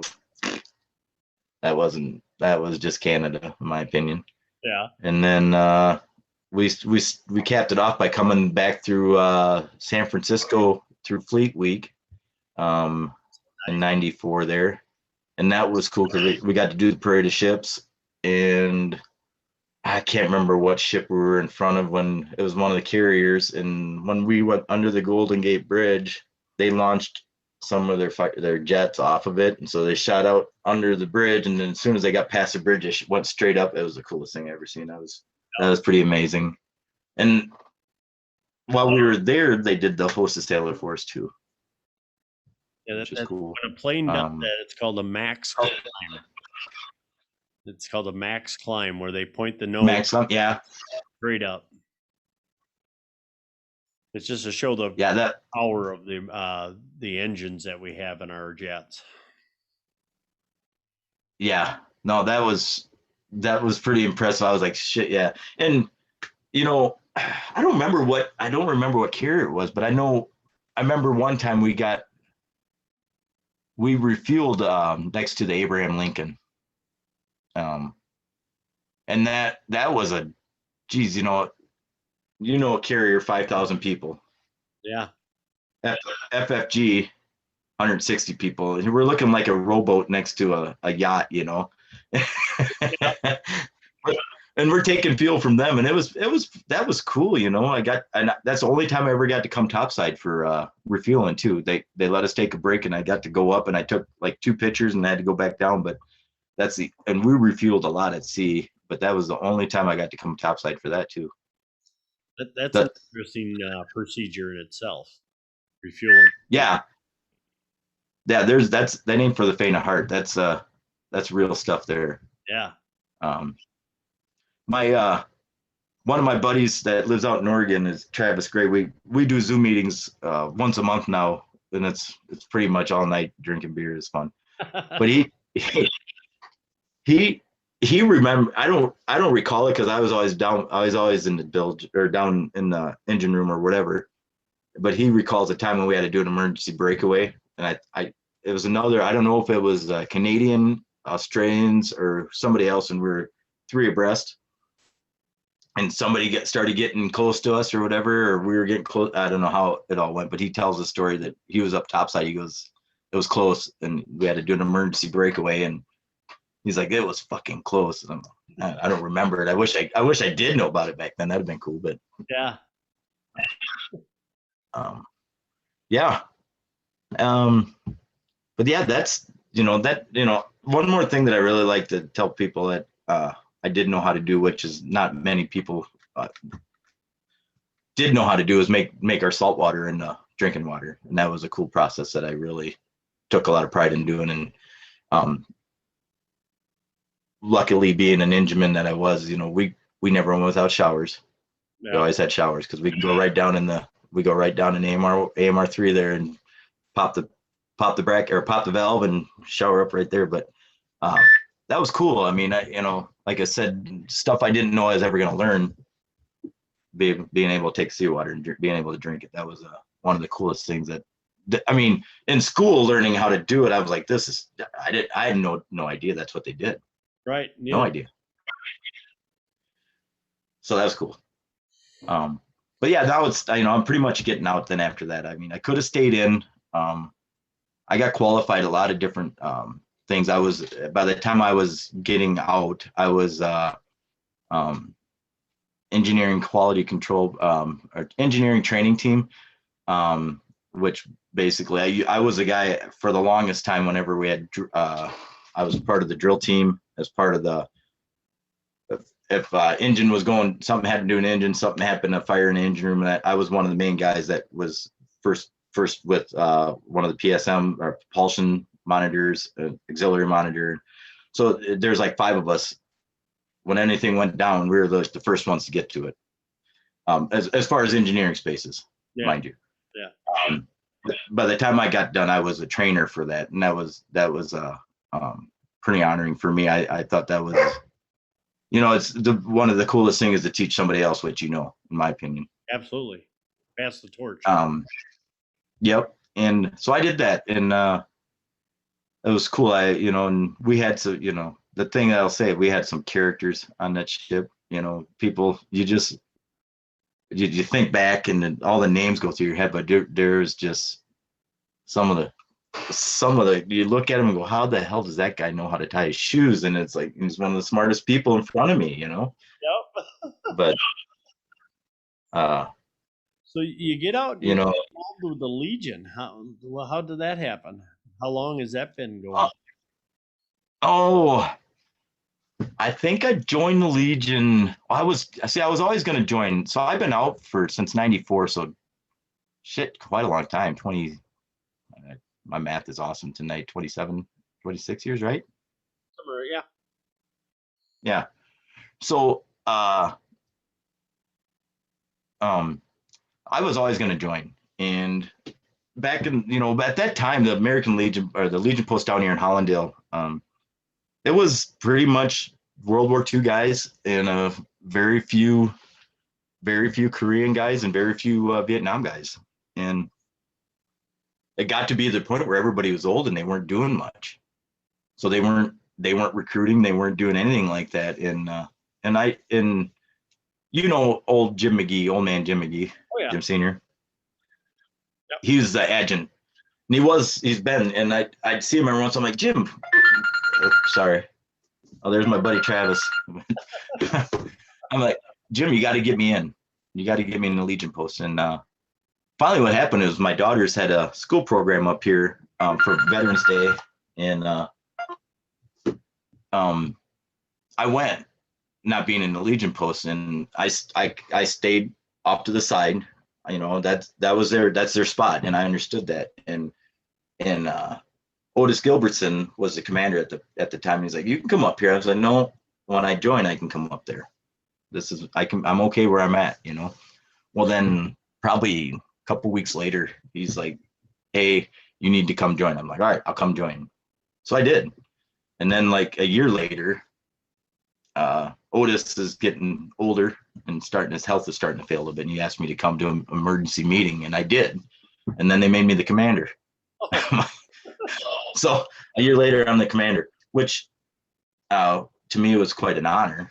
But we're slowly, well, not slowly, we fastly are changing things around again. We're doing more, do a lot of fundraising for kids. We're trying to make as much money as we can and give it to kids. We're giving out scholarships. When I first got on Legion poster, we had one scholarship for $100, and but that's what they could afford, and that's just what it was. And now we're doing, I think, 3 for $750 each, and we're working at even more. I mean, we're trying to just, and then we do the boys Badger State. We send a kid to that every year, which is cool. The kids love that. If any parents are out there, if anybody watches this and if they ever have a chance to send your kid to that, I hear my daughter went to the Badger State girls and she loved it. She enjoyed the hell out of it. So the Legion post is a lot of fun for me. I love helping these working with these guys, listening to their stories. It's nothing better than sitting down having a beer with a guy from World War II, which we don't have anymore. I mean, Amos Peterson was our last one, but talking the story with him was great. And then, now we got all the Korean veterans, and it's a lot of fun to hear. In our minds, we don't understand that they're 18 months too. Right. So, and the stories, I mean, there's stories you don't bring home and tell anybody about, because it's stories are telling you that's meant to be just between you and them. You know what I'm saying? Yep. And that's the coolest thing to get trusted to be told some of these stories, and you sit with the grin on your face and a beer, and you're like, that's awesome. That's about all you can say, Yeah. Yeah. And it's quite a bonding experience when that happens too. Oh, it is for sure. For sure. And yeah, I love it. I love every bit of it. And then right now we're starting to get some younger members finally. Which, well, I guess I shouldn't say that. I mean, I guess the youngest one we got is Jason Gilbertson. Okay. And he's, I think he's 46. So I mean, we're still looking. We do have our first female Legion member. Shoot. Jason Swigham's wife. I can't think of her name right now. You know Jason. Yeah, I met but his wife. Did you? Yeah, I think she may have came in for something, and I talked to her, and I'm like, hey, I know your husband. Yep. Yeah, she's pretty cool. She's all right. You but it's cool. I'm glad we got a girl, and and she doesn't come to everything, but when she can, she does, and that's what we ask. And how big is your guys' auxiliary? Pretty good size. Actually, our auxiliary's gotten a lot bigger. My brother Dave's wife is now the president or the commander of that. She's president, but they got a lot now. It got really small, and then when Maida got in there, like my wife and kids got joined, and they never were before. And so, I mean, and then started blowing up. I mean, my sister joined then. And I mean, there's just a lot of, it really blew up. So I don't know exactly how many, but it's gotten a lot bigger than what it used to be. I think they're probably close to the same size as our Legion now. Wow. I would imagine. And we're running, we've been doing good. We're running 30, 32, 33, but we've been maintaining 100% for like, I shouldn't jinx it, but like 4 or 5 years now. Wow. That is, and that's losing, these World War II guys. It sucks. That 1 year we lost 3 guys. It was a bad year. Yeah. It's tough when you go to the next meeting and, they usually sit in the same seat and you see that empty seat and it just kind of hits you, It does. And that's one of the reasons I joined the Legion as well. Wanted to be in the Legion too, is for the burial services and be part of that. Because I think that's honestly the very least that we can do for these guys when they do pass. And I will say our group is not the most proficient at burying people yet. I mean, we do good, but I always tell everybody, I hope we don't ever get great at it, because that means we're doing it too much, Yeah.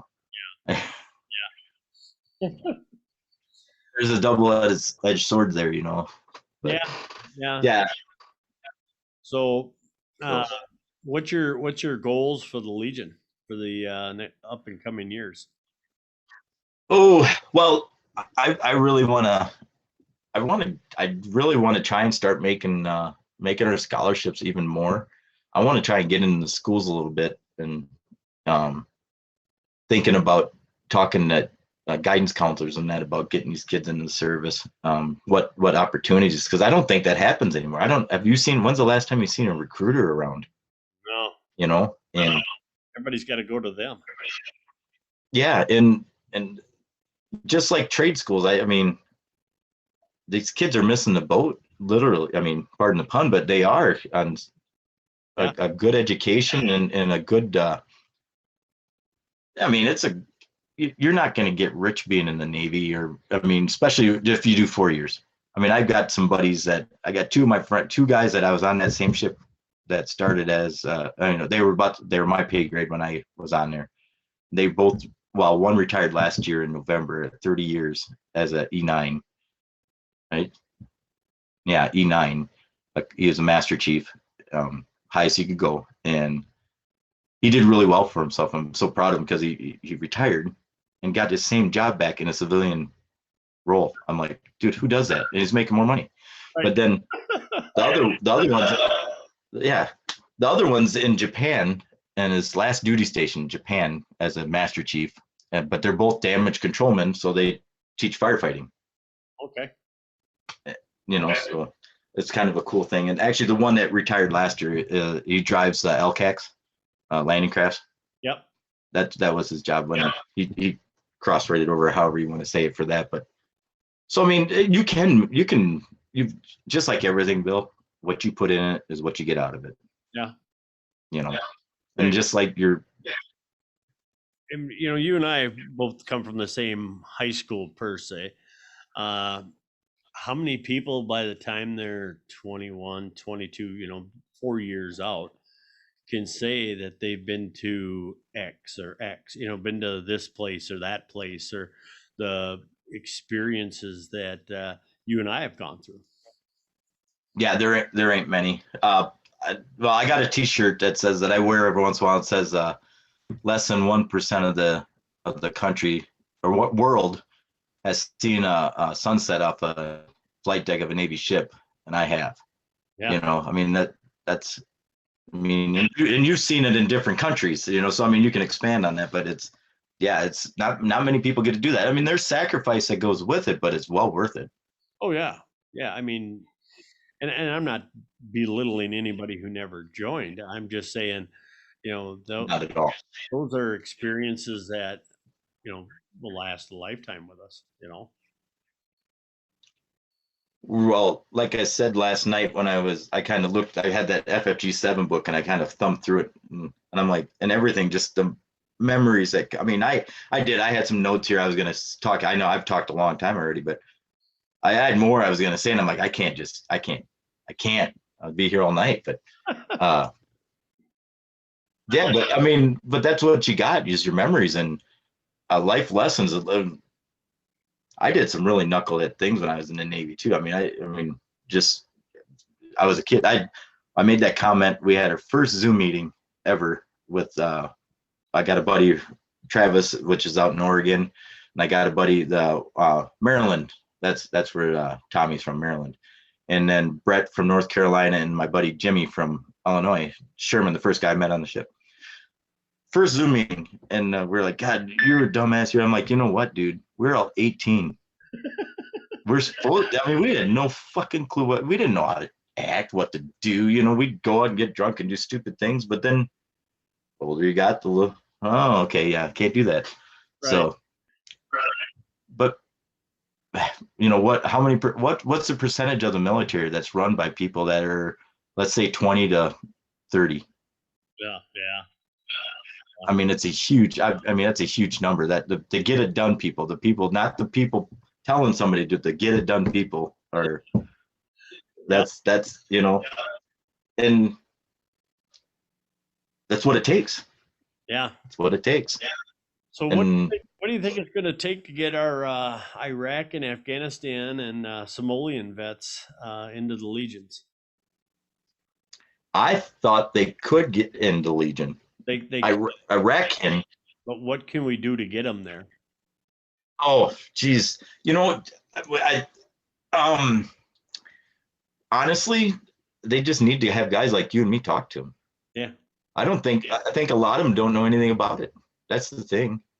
I think a lot of them have no clue. They get out and go do their thing. And that's, I've got a buddy, he's not a buddy, but he's a coworker that I give a shit about. He's in the Army for 20 some years, Iraq, Kuwait, and all that.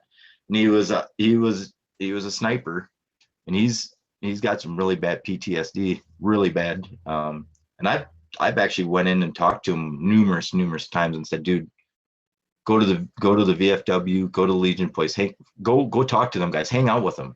Yeah. I'm like, it's for your own good. I mean, they can talk to you and they understand what you're going through. Just go talk to these guys.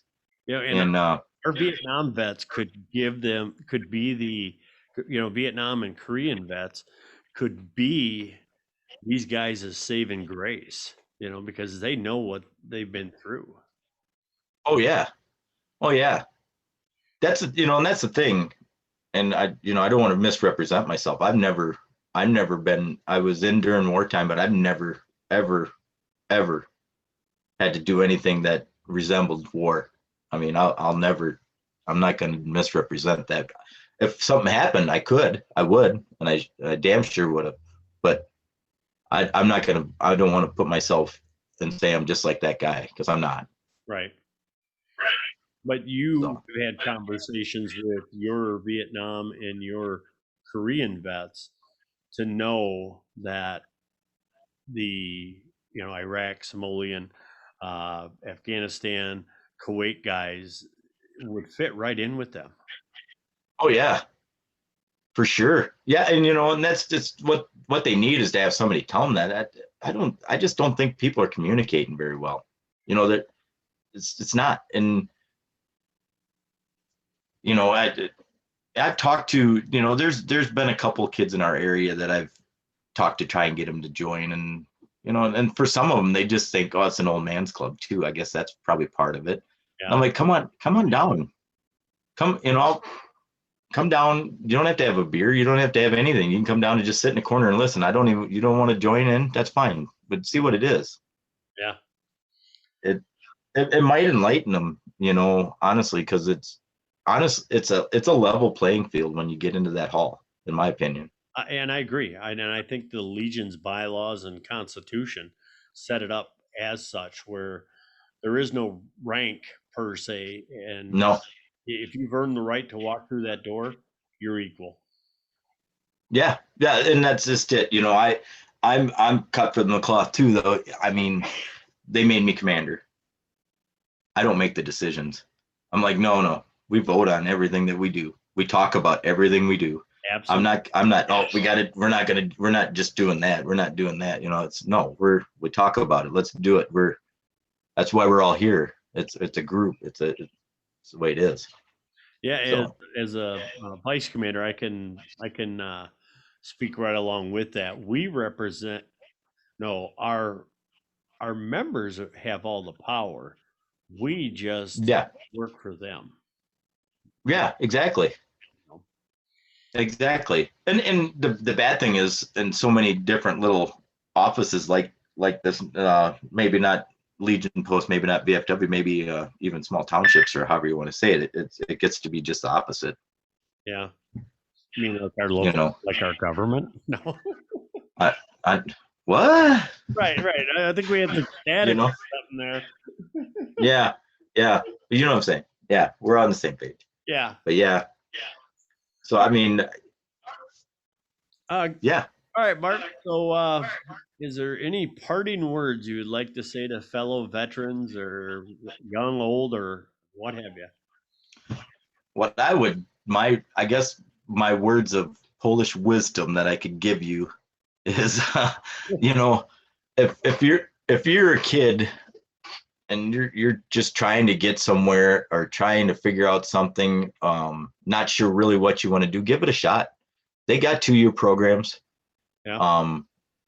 Give it a shot. It's not going to hurt you. The thing is, you're going to gain respect. You're going to learn respect in a quick hurry. And that's I'm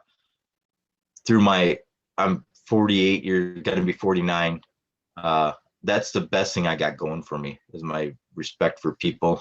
Being able to, I mean, I like to think that I give everybody their due respect, and I think I do, but and opinions matter, but you give it a shot, and if you're an older gentleman that served, having a hard time with stuff, get on somewhere, give a friend a call, give anybody, call your local Legion Post, or if you go down to any bar in any small town, and the town has a Legion, and if you drink or don't drink, I don't care, but if you want to find out who your Legion commander is in that town, or anybody in the Legion is in that town, anybody in a small town, if you walk into, because a lot of towns don't have the bar in their Legion Post or anything like that, but they're gonna point you in the right direction, and who you want to talk to these guys. It'll help you out. I mean, especially if you're going through some tough times.